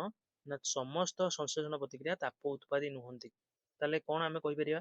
ଅଧିକାଂଶ ସଂଶ୍ଳେଷଣ ପ୍ରତିକ୍ରିୟା ଅଧିକାଂଶ ସଂଶ୍ଳେଷଣ ପ୍ରତିକ୍ରିୟା ତାପ ଉତ୍ପାଦୀ ଅଟନ୍ତି। ଅଧିକାଂଶ ତାପ ଉତ୍ପାଦୀ, ତା ଅର୍ଥ ସମସ୍ତ ନୁହେଁ, ଅଧିକାଂଶ ତାପ ଉତ୍ପାଦୀ କିନ୍ତୁ ସମସ୍ତେ ନୁହନ୍ତି। ଦେଖ, ମୁଁ ତମକୁ ଏକ୍ସାମ୍ପଲ ଆଗକୁ ଯାଇକି ଦେବି। ଅଧିକାଂଶ ସଂଶ୍ଳେଷଣ ତାପ ଉତ୍ପାଦୀ, କିନ୍ତୁ କୋଉ କିଛି ସଂଶ୍ଳେଷଣ ଅଛି ଯାହା ତାପ ଉତ୍ପାଦୀ ନୁହେଁ, ମୁଁ ସେଟା ଆଗକୁ ଯାଇକି ଦେବି। ତାପ ଉତ୍ପାଦୀ ଅର୍ଥ ହଉଛି ଯେଉଁ ରାସାୟନିକ ପ୍ରତିକ୍ରିୟାରେ ପ୍ରଚୁର ତାପ ସୃଷ୍ଟି ହବ। ଦେଖ, ମୁଁ ଗୋଟେ ଏକ୍ସାମ୍ପଲ ନଉଛି, ତମେ ବୁଝିପାରିବ। ତମେ କ'ଣ କର, ଏମିତି କଲି ଚୂନ ନିଅ। କଲି ଚୂନକୁ ଆମେ କହନ୍ତି କ୍ୟାଲସିୟମ ଅକ୍ସାଇଡ। କ'ଣ କହନ୍ତି? କ୍ୟାଲସିୟମ ଅକ୍ସାଇଡ, ଯାହା ଧଳା ପାଉଡର ଭଳି ଗୋଟେ ଆସେ, ତମେ ମାର୍କେଟରୁ ୟାକୁ କିଣି ପାରିବ। କ୍ୟାଲସିୟମ ଅକ୍ସାଇଡ ନବ, ନେଇକି ଜଳ ସାଙ୍ଗରେ ମିଶେଇ ଦବ।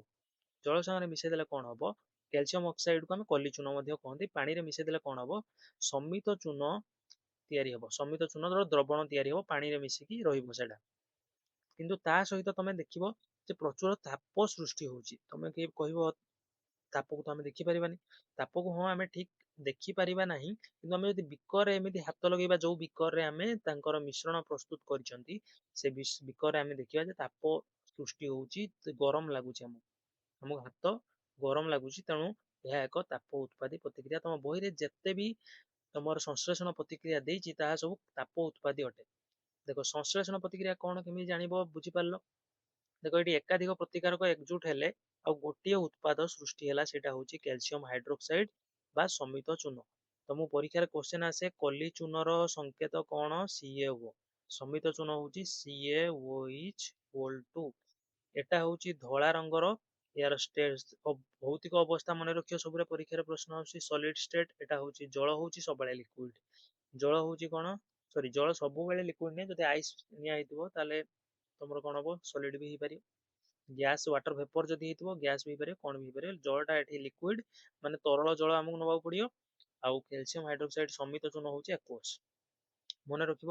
ତାପରେ ତମ ବହିରେ ଆହୁରି ଅନେକ ସଂଶ୍ଳେଷଣ ପ୍ରତିକ୍ରିୟାର ଉଦାହରଣ ଦେଇଛି, ଯେମିତି କାର୍ବନ ପ୍ଲସ ଅମ୍ଳଜାନ CO2। ଏଟା ବି ତାପ ଉତ୍ପାଦୀ। କାର୍ବନ ଯେତେବେଳେ ଅମ୍ଳଜାନ ଉପସ୍ଥିତିରେ ଜଳେ, ସେତେବେଳେ ସେଠି ପ୍ରଚୁର ତାପ ଶକ୍ତି ନିର୍ଗତ ହୁଏ। ଏହା ଏକ ତାପ ଉତ୍ପାଦୀ ରାସାୟନିକ ପ୍ରତିକ୍ରିୟା। ତାପ ଶକ୍ତି ନିର୍ଗତ ହେଲେ ତାପ ଉତ୍ପାଦୀ। ତାପ ଶକ୍ତି ଯଦି ଆବଶ୍ୟକ ହୁଏ, ଦେଖ ଏଠି ଯେତେବେଳେ ହବ, କାର୍ବନ ଅମ୍ଳଜାନ ସଂସ୍ପର୍ଶରେ ଦହନ ହବ ବା ରାସାୟନିକ ପ୍ରତିକ୍ରିୟା ଆଙ୍କ ଭିତରେ ହବ, ସେତେବେଳେ କାର୍ବନ ଡାଇଅକ୍ସାଇଡ ସୃଷ୍ଟି ହବ। ଆମକୁ କିଛି ଏଫର୍ଟ ଦବା ଦରକାର ହିଁ ନାହିଁ, ଆଉ ତାପ ଆପେ ଆପେ ସୃଷ୍ଟି ହବ, ଯାହାକୁ କି ଆମେ ବ୍ୟବହାର ବି ମଧ୍ୟ କରିପାରିବା। ବୁଝିପାରୁଛ?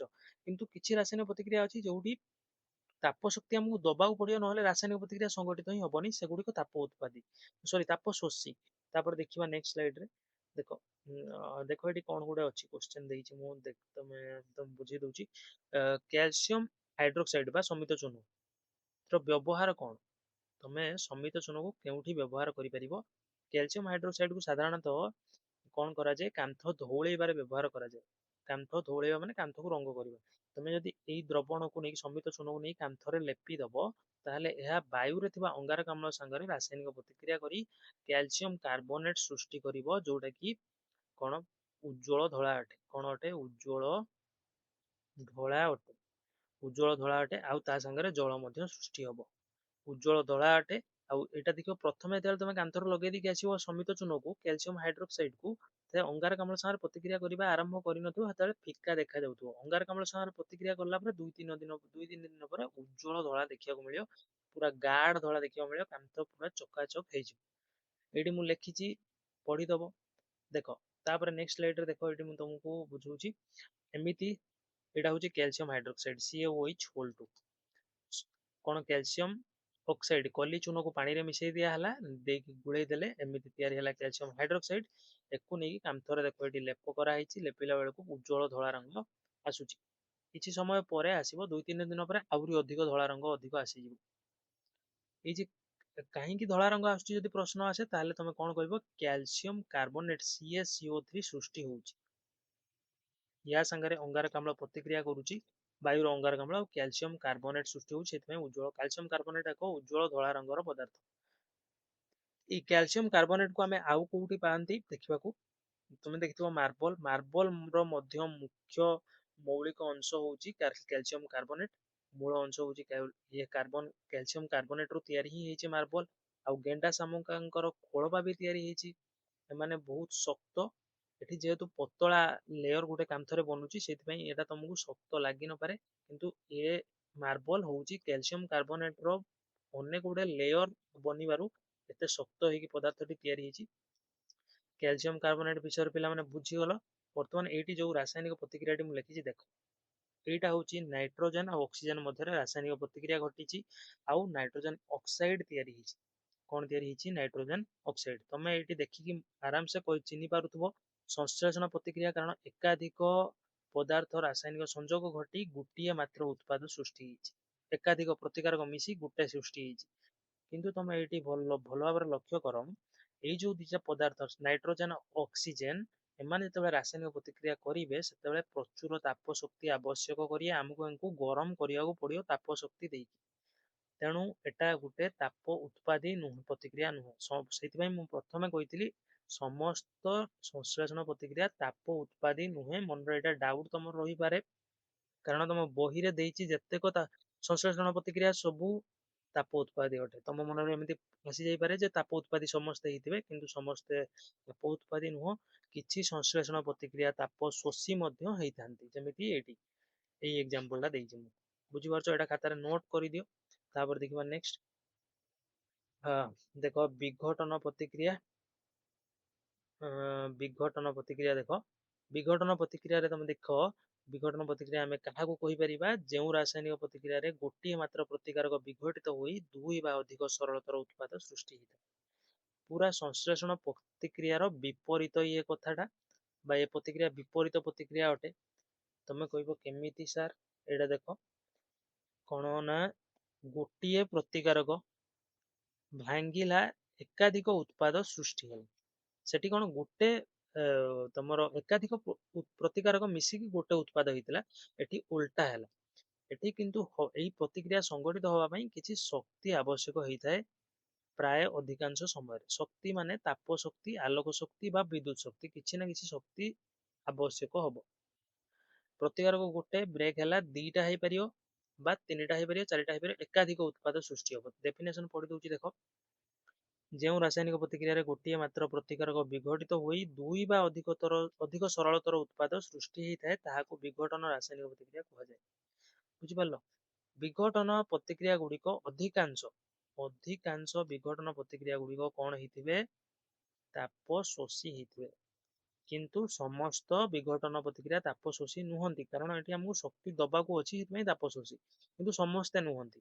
ଫର ଏକ୍ଜାମ୍ପଲ ତମେ ଏଇଠି ଦେଖିଦିଅ, ତମ ବହିରେ ଯେତେକ ଏକ୍ଜାମ୍ପଲ ଅଛି ସବୁ ତାପ ଶୋଷୀ ବିଘଟନ ଅଟେ, କିନ୍ତୁ ଏଠି ଯୋଉ ଏକ୍ଜାମ୍ପଲ ଟା ମୁଁ ଦେଇଛି ଦେଖ, H2O2 ଯେତେବେଳେ ତାକୁ ଆମେ ବିଘଟନ କରିବା, ସେତେବେଳେ ଆମର ତାପ ସୃଷ୍ଟି ହବ, ନା କି ତାପ ଦବାକୁ ପଡିବ। ତାପ ସୃଷ୍ଟି ହବ, ତେଣୁ ଏହା ଏକ କଣ? ତାପ ଉତ୍ପାଦୀ। H2O2 ତମେ ପଚାରିବ କଣ, ଏଟା ତମ ବହିରେ ନାହିଁ, ମୁଁ ଏକ୍ସଟ୍ରା ନେଇଛି ତମର ଡାଉଟ୍ କ୍ଲିୟର କରିବା ପାଇଁ। H2O2 ହଉଛି ଭାରି ଜଳ, ହେଭି ୱାଟର, ଯୋଉଟା କି ନ୍ୟୁକ୍ଲିୟର ରିଆକ୍ଟରରେ ୟୁଜ କରାଯାଏ। ତାକୁ ଯେତେବେଳେ ତମେ କଣ ତାର ଯେତେବେଳେ ବିଘଟନ ହବ ସେତେବେଳେ ଜଳ ତିଆରି ହବ, ପିଇବା ଜଳ, ଆଉ O2 ଅମ୍ଳଜାନ ତିଆରି ହବ। H2O2 କୁ ଆମେ ଦେଖ ମନେ ରଖ ପିଇ ପାରିବାନି, ଏଟା ଅନ୍ୟ କାର୍ଯ୍ୟରେ ୟୁଜ ହୁଏ ଯୋଉଟା କି ନ୍ୟୁକ୍ଲିୟର ରିଆକ୍ଟରରେ ବ୍ୟବହାର ହୁଏ। ତାପରେ ନ୍ୟୁକ୍ଲିୟର ଯୋଉ ତମର ରହିଛି ରେଡିଏସନ କୁ ରୋକିବା ପାଇଁ ଏଟା ୟୁଜ ହୁଏ। H2O ହଉଛି ଜଳ, O2 ହଉଛି ଅମ୍ଳଜାନ ସୃଷ୍ଟି ହବ, ତା ସହିତ ତାପ ସୃଷ୍ଟି ହବ, ଏଟା ଗୋଟେ ତାପ ଉତ୍ପାଦୀ। ତେଣୁ ମନେ ରଖ ଅଧିକାଂଶ ବିଘଟନ ପ୍ରତିକ୍ରିୟା ତାପ ଶୋଷୀ, କିନ୍ତୁ ସମସ୍ତେ ନୁହନ୍ତି, ମନେ ରଖିଦବ। ତାପରେ ଦେଖିବା ନେକ୍ସଟ, ଫେରସ ସଲଫେଟ ର ତାପୀୟ ବିଘଟନ। ଫେରସ ସଲଫେଟ ହଉଛି ଏକ ଲବଣ, ତମେ ମାର୍କେଟରୁ ଯେତେବେଳେ କିଣିବ ସେତେବେଳେ ତମକୁ ସ୍ଫଟିକ ଆକାରରେ ମିଳିବ। ଫେରସ ସଲଫେଟ ସ୍ଫଟିକର ସଂକେତ ହଉଛି FeSO4 7H2O। ପରୀକ୍ଷାରେ ପ୍ରଶ୍ନ ଆସେ ଫେରସ ସଲଫେଟ ସ୍ଫଟିକରେ କେତୋଟି ଜଳ ଅଣୁ ରହିଛି? ଫେରସ ସଲଫେଟ ସ୍ଫଟିକରେ 7ଟି ଜଳ ଅଣୁ ରହିଛି। ସ୍ଫଟିକ ଅର୍ଥ ହଉଛି ତମର କାଚ ଭଳି ଦେଖିବାକୁ, କାଚ ଭଳି ଦେଖିବାକୁ, କିନ୍ତୁ କାଚ ହେଇନଥିବ, କାଚ ଭଳି ଦେଖିବାକୁ। ତମେ ଫେରସ ସଲଫେଟ ସ୍ଫଟିକ ନବ, ତାକୁ ଗରମ କରିବ, ତମର ଫେରସ ସଲଫେଟ ତିଆରି ହବ ଯୋଉଟା କି ଧଳା ଲୁଣ ପରି। ତାପରେ ତାକୁ ପୁଣି ଗରମ କରିବ, ତାପ ଶକ୍ତି ଦବ, କାରଣ ଏଗୁଡିକ ତାପ ଶୋଷୀ ପ୍ରତିକ୍ରିୟା। ତାପ ଶକ୍ତି ଦବ, ତମର ଫେରିକ ଅକ୍ସାଇଡ, ସଲଫର ଡାଇଅକ୍ସାଇଡ ଆଉ ସଲଫର ଟ୍ରାଇଅକ୍ସାଇଡ ତିନୋଟି ଗ୍ୟାସ ବାହାରିବ। ଦେଖ ଫେରସ ସଲଫେଟ ସ୍ଫଟିକ ସବୁଜ ରଙ୍ଗର ହେଇଥାଏ, ରଙ୍ଗ ପଚାରେ, ଏଇଟା ହଉଛି ଫେରସ ସଲଫେଟ ସ୍ଫଟିକ, କାଚ ଭଳିଆ ପୁରା ଦେଖିବାକୁ। ଏଟା ହଉଛି ଫେରସ ସଲଫେଟ ନିଜେ ଗରମ ଯେତେବେଳେ ତମେ କରିବ ସେତେବେଳେ ଜଳ ଅଣୁ ଆଦିରୁ ଅପସାରିତ ହବ, ବାଷ୍ପୀଭବନ ହେଇକି ପଳେଇବ, ଆଉ ଧଳା ରଙ୍ଗର ଫେରସ ସଲଫେଟ ରହିଯିବ। ତାକୁ ପୁନର୍ବାର ଗରମ କରିବ, ତାହେଲେ ବିଘଟନ ହେଇକି ଏଇଠି ବିଘଟନ ହବ ଫେରିକ ଅକ୍ସାଇଡ, ଯୋଉଟା କି ବାଦାମୀ ରଙ୍ଗର କଠିନ ପଦାର୍ଥ ପାଉଡର ଭଳି, ସଲଫର ଡାଇଅକ୍ସାଇଡ, ସଲଫର ଟ୍ରାଇଅକ୍ସାଇଡ ଗ୍ୟାସ ବାହାରିବ। ସଲଫର ଡାଇଅକ୍ସାଇଡ ଆଉ ସଲଫର ଟ୍ରାଇଅକ୍ସାଇଡ ଗ୍ୟାସ ଯୋଉ ହଉଛି ସେଗୁଡାକ ହଉଛି ବର୍ଣ୍ଣହୀନ, ତମେ ତାକୁ ଦେଖିପାରିବନି, ସେ ଗ୍ୟାସ ହେଇକି ପଳେଇବ, ଗ୍ୟାସ ହେଇକି ପଳେଇବ। କିନ୍ତୁ ତମେ କାହାକୁ ଦେଖିପାରିବ, ତମେ ରଙ୍ଗକୁ କାହାର ଜାଣିପାରିବ, ତମେ ଜାଣିପାରିବ ଫେରସ ସଲଫେଟ ସ୍ଫଟିକର, ତାପରେ ଜାଣିପାରିବ ଫେରସ ସଲଫେଟ ର, ଫେରିକ ଅକ୍ସାଇଡ ର, ବା ଆଇରନ ଅକ୍ସାଇଡ ବି ୟାକୁ କହନ୍ତି। ପରୀକ୍ଷାଟି କେମିତି କରିବ ଦେଖ, ଗୋଟେ ଏମିତି ସ୍ଫୁଟନ ନଳୀ ନବ, ସ୍ଫୁଟନ ନଳୀରେ ଫେରସ ସଲଫେଟ ସ୍ଫଟିକ ରଖିଦବ, ବା ଫେରସ ସଲଫେଟ କୁ ଡାଇରେକ୍ଟ ଯଦି ତମେ ପାଉଛ ତାହେଲେ ଡାଇରେକ୍ଟ ରଖିକି ଗରମ କର, କରିଲେ ତମେ ଦେଖିବ ବାଦାମୀ ରଙ୍ଗର ଆଇରନ ଅକ୍ସାଇଡ ତା ଭିତରେ ରହିବ, ଆଉ ଏ ଦିଟା ଗ୍ୟାସ ହେଇକି ଉଡିଯିବ, ସଲଫର ଡାଇଅକ୍ସାଇଡ, ସଲଫର ଟ୍ରାଇଅକ୍ସାଇଡ।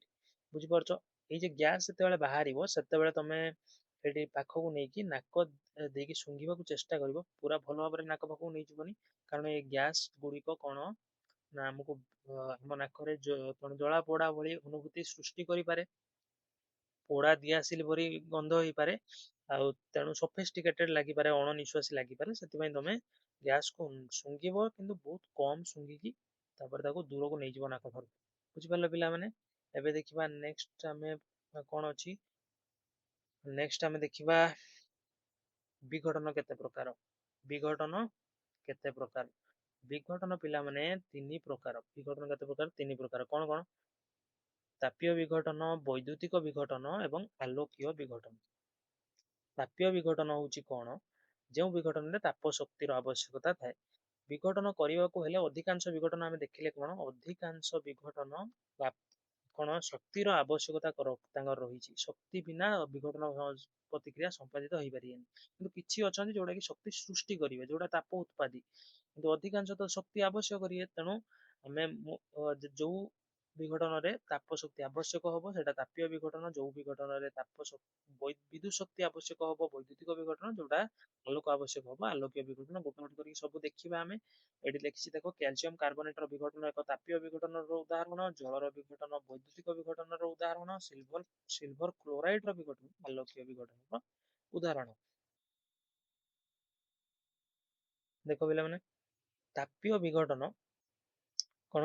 ତାପୀୟ ବିଘଟନ କଣ? ତାପୀୟ ବିଘଟନର ସବୁ ଉଦାହରଣ ବହିରେ ଯାହା ଦେଇଛି ମୁଁ ଏଠି ଲେଖିଦେଇଛି। ତାପୀୟ ବିଘଟନ ମାନେ ତାପ ଶକ୍ତି ଦବାକୁ ପଡିବ। ତାପ ଶକ୍ତିକୁ ସୂଚାଇବା ପାଇଁ ଆମେ ଏମିତି ଟ୍ରାଙ୍ଗଲ ସାଇନ ବି ୟୁଜ କରିପାରିବା, ଟ୍ରାଙ୍ଗଲ ସିମ୍ବଲ। ଦେଖ ଫେରସ ସଲଫେଟ ମୁଁ ତମକୁ କହିକି ଆସିଲି ଧଳା, ଫେରସ ସଲଫେଟ ଧଳା, କିନ୍ତୁ ଫେରସ ସଲଫେଟର ସ୍ଫଟିକ ହଉଛି ସବୁଜ। ଫେରସ ସଲଫେଟକୁ ତମେ ଗରମ କରିବ, ହେଲେ ଫେରିକ ଅକ୍ସାଇଡ ବାଦାମୀ ରଙ୍ଗର, ଆଇରନ ଅକ୍ସାଇଡ ବାହାରିବ, ସଲଫର ଡାଇଅକ୍ସାଇଡ, ସଲଫର ଟ୍ରାଇଅକ୍ସାଇଡ ବାହାରିବ ଗ୍ୟାସ ରୂପରେ, ଯାହାକି ରଙ୍ଗହୀନ ହେଇଥିବ, ଯାହାକି କ'ଣ ହେଇଥିବ ଆମେ ସେକୁ ଦେଖିପାରିବାନି।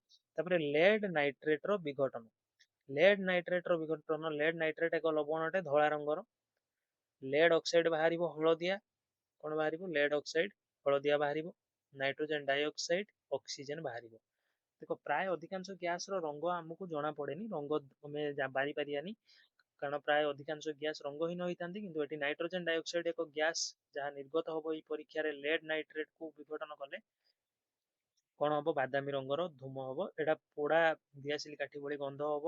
ନାକ ପାଖକୁ ନେଇକି ଶୁଙ୍ଘିବାକୁ ଚେଷ୍ଟା କରିବ, ଅଳ୍ପ ଶୁଙ୍ଘିକି ନାକ ଠାରୁ ଦୂରେଇ ନେବ, ତାପରେ ଅମ୍ଳଜାନ ଗ୍ୟାସ୍ ବାହାରିଯିବ। ଦେଖ ସବୁରେ ଭୌତିକ ଅବସ୍ଥା ମନେ ରଖ। ଦେଖ ଏଟା ସଲିଡ୍, ଏଟା ସଲିଡ୍, ଏଟା ଗ୍ୟାସ୍, ଏଟା ଗ୍ୟାସ୍।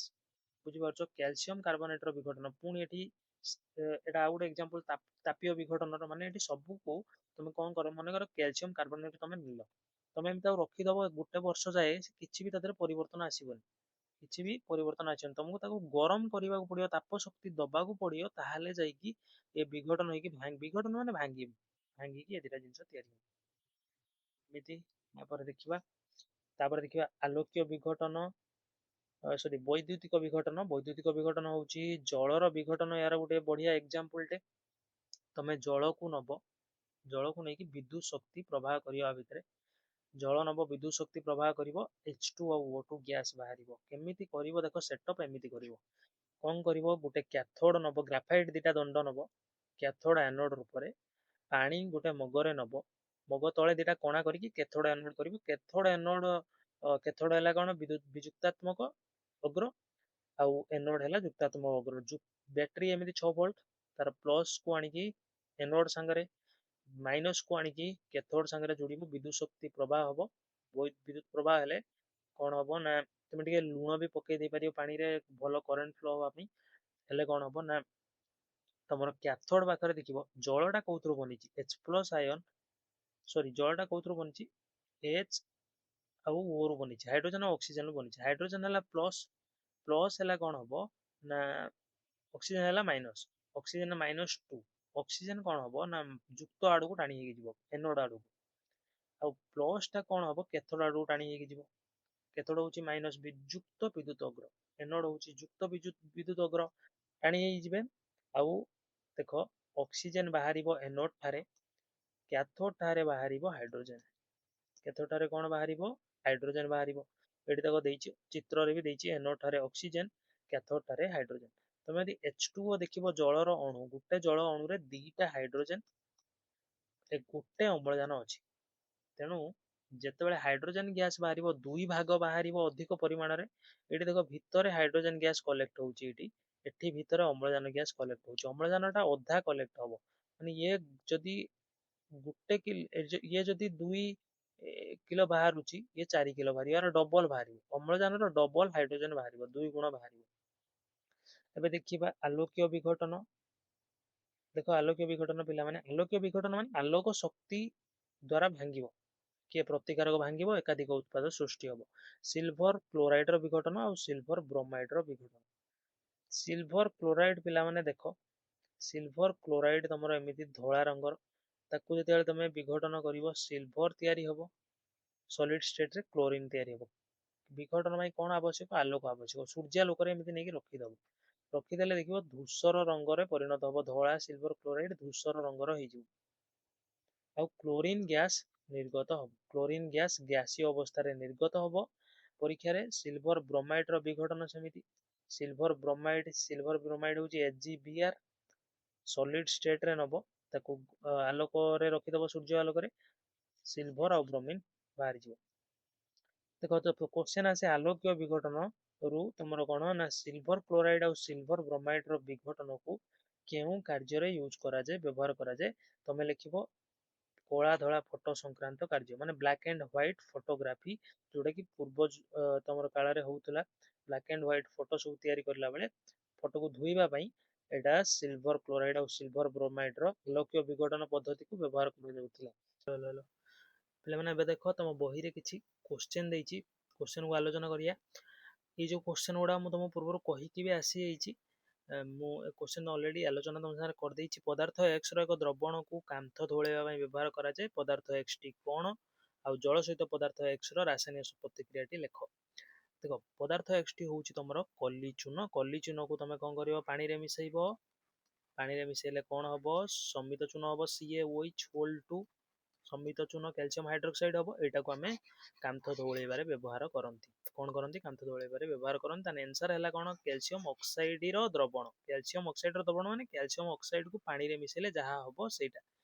ବୁଝିପାରୁଛ। ଜଳ ସହିତ ପଦାର୍ଥ X ର ରାସାୟନିକ ପ୍ରତିକ୍ରିୟାଟି ଲେଖ। ଜଳ ସହିତ ପଦାର୍ଥ X ର ରାସାୟନିକ ପ୍ରତିକ୍ରିୟା ହେଉଛି କଣ, CaO plus water. CaO plus ଜଳର ସଂକେତ, CaO ତମର କ୍ୟାଲସିୟମ ଅକ୍ସାଇଡର ସଂକେତ। କଣ ସୃଷ୍ଟି ହେଲା, ସମିତ ଚୂନ ସୃଷ୍ଟି ହେଲା। ସମିତ ଚୂନ ଆଉ ପ୍ରଚୁର ତାପ, ଏହା ଏକ ତାପ ଉତ୍ପାଦୀ ରାସାୟନିକ ପ୍ରତିକ୍ରିୟା। ତାପରେ ଆମେ ଦେଖିବା ଏବେ ନେକ୍ସଟ କ୍ୱେଶ୍ଚନ। ନେକ୍ସଟ କ୍ୱେଶ୍ଚନ କଣ, ପିଲାମାନେ ନେକ୍ସଟ କ୍ୱେଶ୍ଚନ ହେଉଛି ତୁମ ପାଇଁ କାମ 1.7 ରେ ଗୋଟିଏ ପରୀକ୍ଷା ନଳୀରେ ସଂଗୃହୀତ ଗ୍ୟାସର ପରିମାଣ ଅନ୍ୟ ପରୀକ୍ଷା ନଳୀରେ ସଂଗୃହୀତ ଗ୍ୟାସ ପରିମାଣର 2 ଗୁଣ କାହିଁକି? ଆଉ ଏଇ ଗ୍ୟାସର ନାମ କଣ? ଦେଖ ମୁଁ ତୁମକୁ ଜଳ ଅଣୁ ଲେଖିକି ସଂକେତ ଦେଖେଇବି, ତାହେଲେ ମୁଁ ଲେଖିବି କଣ, H2O ଲେଖିବି। H2O ରେ ଦେଖ ଉଜାନ ଆଉ ଅମ୍ଳଜାନ ଦୁଇଟି ମୌଳିକ ଅଛି। କିଏ କିଏ ଅଛି, ଦୁଇଟି ମୌଳିକ H2 ଆଉ O2 ଅଛି। ଉଜାନ ତ ଅଛି, ଛାଡ଼ ମୌଳିକ ଲେଖିଦେବା, H ଆଉ O ଅଛି। ଦେଖ H ମୌଳିକର ପରମାଣୁ ସଂଖ୍ୟା କେତେ? H ମୌଳିକର ପରମାଣୁ ହେଉଛି ଦିଟା, H ଦିଟା ଅଛି, ଦୁଇଟି H ଅଛି, ଆଉ ଅମ୍ଳଜାନ ଅଛି ଗୋଟେ। ତାହେଲେ କୁହ, ଅମ୍ଳଜାନ ଆଉ ଉଜାନ କଣ ସମାନ ପରିମାଣରେ ଜଳରୁ ବାହାରି ପାରିବେ କି? ଯଦି ଅମ୍ଳଜାନ ଗୋଟେ ଗୁଣ ବାହାରିବ, ତାହେଲେ ଉଜାନ 2 ଗୁଣ ବାହାରିବ। କାରଣ ଅମ୍ଳଜାନ ଗୋଟେ ପରମାଣୁ ଆଉ ଉଜାନର ଦିଟା ପରମାଣୁକୁ ନେଇକି ଜଳର ଅଣୁ ଗଠନ ହେଇଛି। ତେଣୁ ଅମ୍ଳଜାନ ଯଦି ଗୋଟେ ଗୁଣ ବାହାରିବ, ଯଦି ଅମ୍ଳଜାନ 1 କିଲୋ ବାହାରିବ, ଉଜାନ 2 କିଲୋ ବାହାରିବ। ସେଇଟା କଣ 100% ସିଓର ଯେ 2 କିଲୋ ବାହାରିଲେ ସେ ଇଏ 1 କିଲୋ ବାହାରିବ। ତେଣୁ ଗୋଟେ ଗ୍ୟାସ୍ ଯୋଉ ଅଧିକ ସଂଗୃହୀତ ହଉଛି ଆଉ ଅନ୍ୟଟି କମ ସଂଗୃହୀତ ହଉଛି, ଗୋଟେର 2 ଗୁଣ ଅନ୍ୟ ଗ୍ୟାସଟି ହଉଛି, 2 ଗୁଣ କିଏ ହବ, ହାଇଡ୍ରୋଜେନ ହବ। ସେଇ କଥା ଏଇଠି ମୁଁ ଲେଖିଦେଇଛି, ତମେ ନୋଟ କରିପାରିବ। ଜଳର ବୈଦ୍ୟୁତିକ ବିଶ୍ଳେଷଣ ସମୟରେ ବା ବୈଦ୍ୟୁତିକ ବିଘଟନ ସମୟରେ ଜଳର ଏକ ଜଳ ଅଣୁ ବିଘଟିତ ହୋଇ 2 ଭାଗ ଉଜାନ ସୃଷ୍ଟି ହୁଏ, 1 ଭାଗ ଅମ୍ଳଜାନ ସୃଷ୍ଟି ହୁଏ। କାରଣ ଜଳର ଉଜାନ ଓ ଅମ୍ଳଜାନର ପରମାଣୁ ସଂଖ୍ୟାର ଅନୁପାତ ହେଉଛି 2:1। ଦେଖ ଜଳରେ ଯଦି ଦେଖିବା ଉଜାନ ଦିଟା ହେଲେ ଅମ୍ଳଜାନ ଗୋଟେ, ତାହେଲେ ଅନୁପାତ ହେଲା 2:1। ତେଣୁ ଉଜାନ 2 ଗୁଣ ବାହାରିଲେ ଇଏ 1 ଗୁଣ ବାହାରିବ। ତେଣୁ ବିଦ୍ୟୁତ ବିଶ୍ଳେଷଣ ସମୟରେ କ୍ୟାଥୋଡରେ ସଂଗୃହୀତ ଉଜାନ ଗ୍ୟାସର ଆୟତନ ହେଉଛି ଆନୋଡରେ ସଂଗୃହୀତ ଅମ୍ଳଜାନର 2 ଗୁଣ। 2 ଗୁଣ ପରିମାଣରେ ସଂଗୃହୀତ ହେଉଥିବା ଗ୍ୟାସଟି ହେଉଛି କିଏ, ଉଜାନ। ଆଉ ଅଳ୍ପ ପରିମାଣରେ ଯୋଉଟା 1 ଗୁଣ ସଂଖ୍ୟାରେ ସଂଗୃହୀତ ହେଉଛି ସେ ହେଉଛି ଅମ୍ଳଜାନ। ବୁଝିପାରିଲ। ତାପରେ ଦେଖିବା ନେକ୍ସଟ ବିସ୍ଥାପନ ପ୍ରତିକ୍ରିୟା। ବିସ୍ଥାପନ ପ୍ରତିକ୍ରିୟା ପିଲାମାନେ କଣ? ବିସ୍ଥାପନ ପ୍ରତିକ୍ରିୟା ହେଉଛି ଯେଉଁ ରାସାୟନିକ ପ୍ରତିକ୍ରିୟାରେ ଗୋଟିଏ ମୌଳିକ କୌଣସି ଏକ ଯୌଗିକର ମୌଳିକକୁ ଅପସାରଣ କରେ। ଗୋଟିଏ ମୌଳିକ କୌଣସି ଏକ ଯୌଗିକର ମୌଳିକକୁ ଅପସାରଣ କରିଦେବ, ମାନେ ବାହାର କରିବା। ଅପସାରଣ କରିବା ମାନେ ବାହାର କରିବା। ସେହି ରାସାୟନିକ ପ୍ରତିକ୍ରିୟାକୁ ବିସ୍ଥାପନ ପ୍ରତିକ୍ରିୟା କୁହାଯାଏ। ଯେମିତି ଏଠି ତମେ ଗ୍ରାଫିକ୍ସରେ ଦେଖ, ଏଠି A ଗୋଟେ ମନେକର ମୌଳିକ, B ଆଉ C ଦିଟା ମୌଳିକ, କିନ୍ତୁ ସେମାନେ ଗୋଟେ ଯୌଗିକ କରିକି ରହିଛନ୍ତି। B C ଯୌଗିକ ଭିତରୁ ଗୋଟେ ମୌଳିକ ହେଉଛି B, ଯାହାକୁ A ତୋଡ଼ିଦେଲା ଆଉ B ର ସ୍ଥାନକୁ C ନେଇନେଲା।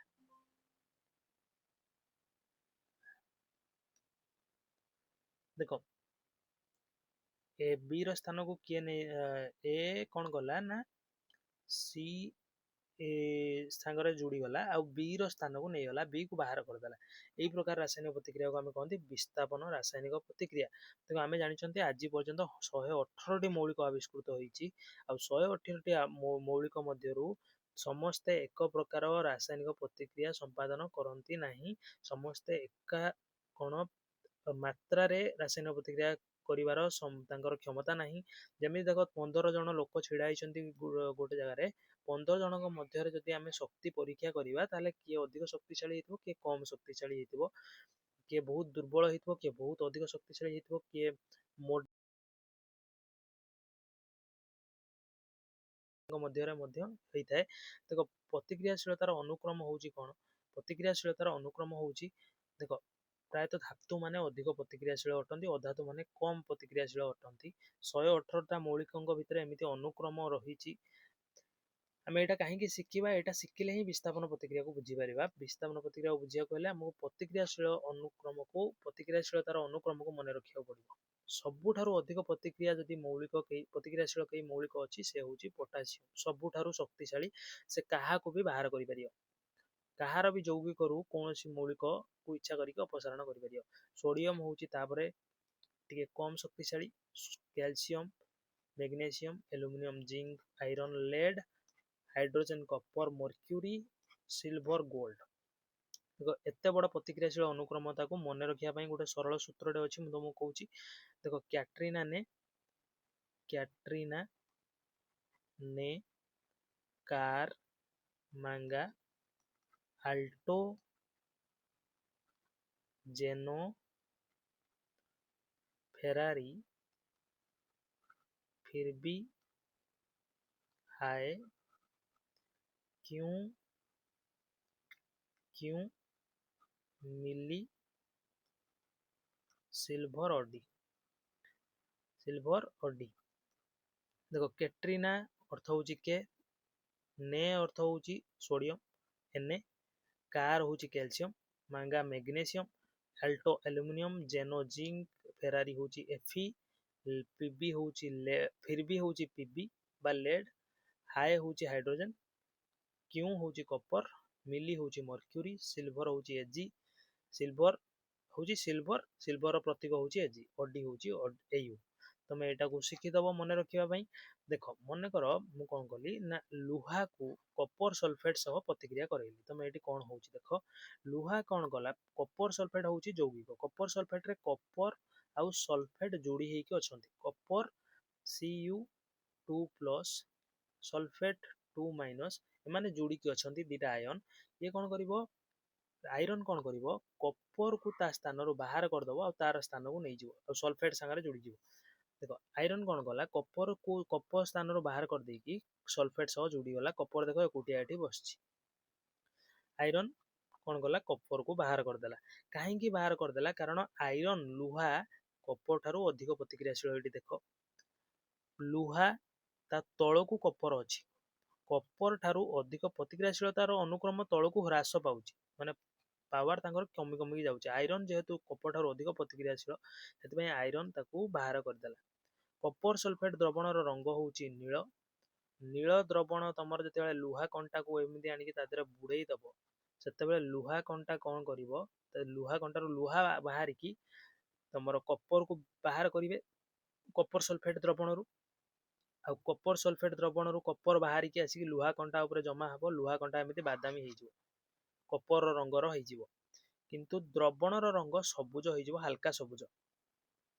बुझी परछो, कॉपर सल्फेट द्रवणर रंग होची नील, तादेरे लुहा कंटा मिसिला परे प्रतिक्रिया कला परे फेरस सल्फेट बा आयरन सल्फेट तयारी हुए, जार वर्ण सबुज होइताए आ कॉपर लुहा कंटा ऊपर जमी जाइकी बादामी रंगर आस्तरण तयारी करे। एटा होची विस्थापन प्रतिक्रियार गोटे उदाहरण। तापर देखिबा विस्थापन प्रतिक्रियार पिला माने अन्य केतेक उदाहरण आमे देखिबा। कोन देखिबा, अन्य केतेक उदाहरण देखिबा। देखो विस्थापन प्रतिक्रियार अन्य केतेक उदाहरण होची zinc plus copper sulphate, zinc sulphate plus copper. देखो जिंक कॉपर स्थान नै जाइछि। Lead plus copper chloride, lead chloride plus copper. सब मन रखियो, प्रथमटा तो सॉलिड स्टेट, तापर एक्वस, तापर सॉलिड। एक्वस माने जलीय द्रवण। मु तुमको गोटे प्रश्न वर्तमान पिला माने पचारिबी जे एल्युमिनियम प्लस मैग्नेशियम क्लोराइड कौन हम रासायनिक प्रतिक्रिया हेले, एल्युमिनियम प्लस मैग्नेशियम क्लोराइड कौन हम।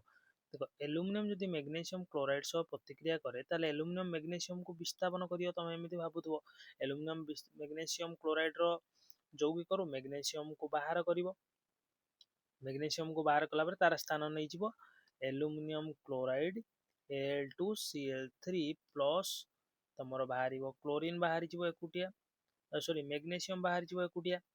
एमिति हेबो बोली तुमको लागुथबो aluminium chloride Al2Cl3 plus magnesium. देखो एल्युमिनियम मैग्नेशियम रो स्थान नै निछि, किंतु एभली संभवपर नुहे। काहेकि नुहे, कारण देखो एल्युमिनियम मैग्नेशियम को बाहर करि परियोनी, कारण मैग्नेशियम ठारू एल्युमिनियम अधिक प्रतिक्रियाशील नुह, मैग्नेशियम अधिक प्रतिक्रियाशील, तेणु ए प्रकार प्रतिक्रिया संभवपर नुहे। सेमिति आ गोटे एग्जांपल मु लेखुची, देखो पिला माने एठी आ गोटे एग्जांपल मु लेखिबी जदि sodium plus potassium chloride, potassium कौन क्लोराइड सॉरी पोटासियम क्लोराइड लिखानी magnesium chloride, sodium plus magnesium chloride हो गोटे लिखा आ गोटे लिखा रही था मु मनकर लिखिली zinc plus magnesium chloride MgCl2 ए प्रतिक्रिया संभव पर कि पिला माने zinc plus magnesium chloride, zinc magnesium को बाहर कर परिबो कि देख लिस्ट रे तुम देख जिंक ऊपर अछि मैग्नेशियम ठारू जिंक ऊपर अछि सॉरी मैग्नेशियम ठारू जिंक की नो जिंक ठारू मैग्नेशियम ऊपर अछि माने मैग्नेशियम अधिक प्रतिक्रियाशील देख ए प्रतिक्रियाशीलता ह्रास होउची तो जिंक मैग्नेशियम को अपसारण करि परिबनी जहा द्वारा कोन हबो प्रतिक्रिया संभवपर हबनी जी देख ऊपर अछंती तळ वाला को बाहर करदेबे तांकर यौगिक करू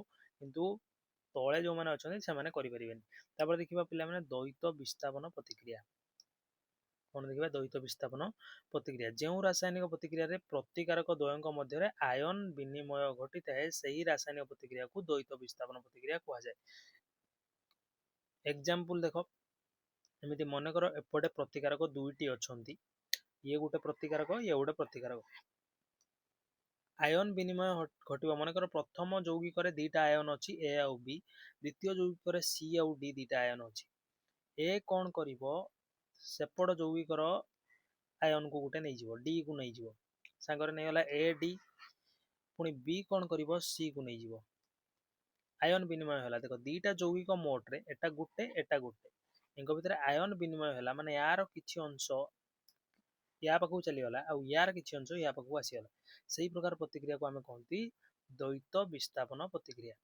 विस्थापन प्रतिक्रिया रे कोन होतला जणिए केवल विस्थापन करथुला आ गोटे यौगिकर किंतु एठी उभय उभयंकर विस्थापन करिए उभय उभयंकर विस्थापन करिवे देखो यार जो थिला अंश के थिला सी थिला किंतु सी को बाहर कला किए सी को बाहर कला ए डी संगे जोड़ी गला सेमिति यार अंश के थिला ए थिला ए को बाहर ए को किए बाहर कर देला बी बाहर कर देला देखो ए प्लस डी ए डी को नहीं बी सी को नहीं बुझी परछो जेउ रासायनिक प्रतिक्रिया रे अच्छा एठी जो आमे एग्जांपल वर्तमान देखिबा एग्जांपल देखो एग्जांपल होची sodium sulphate barium sulphate sodium chloride अच्छा सोडियम सल्फेट आयन विनिमय अर्थ हम कहि दोची तंगो सोडियम सल्फेट अर्थ होची सोडियम +1 आयन आउ sulphate 2 minus ion sodium sulphate का दिर बनी सोडियम प्लस सल्फेट 2 माइनस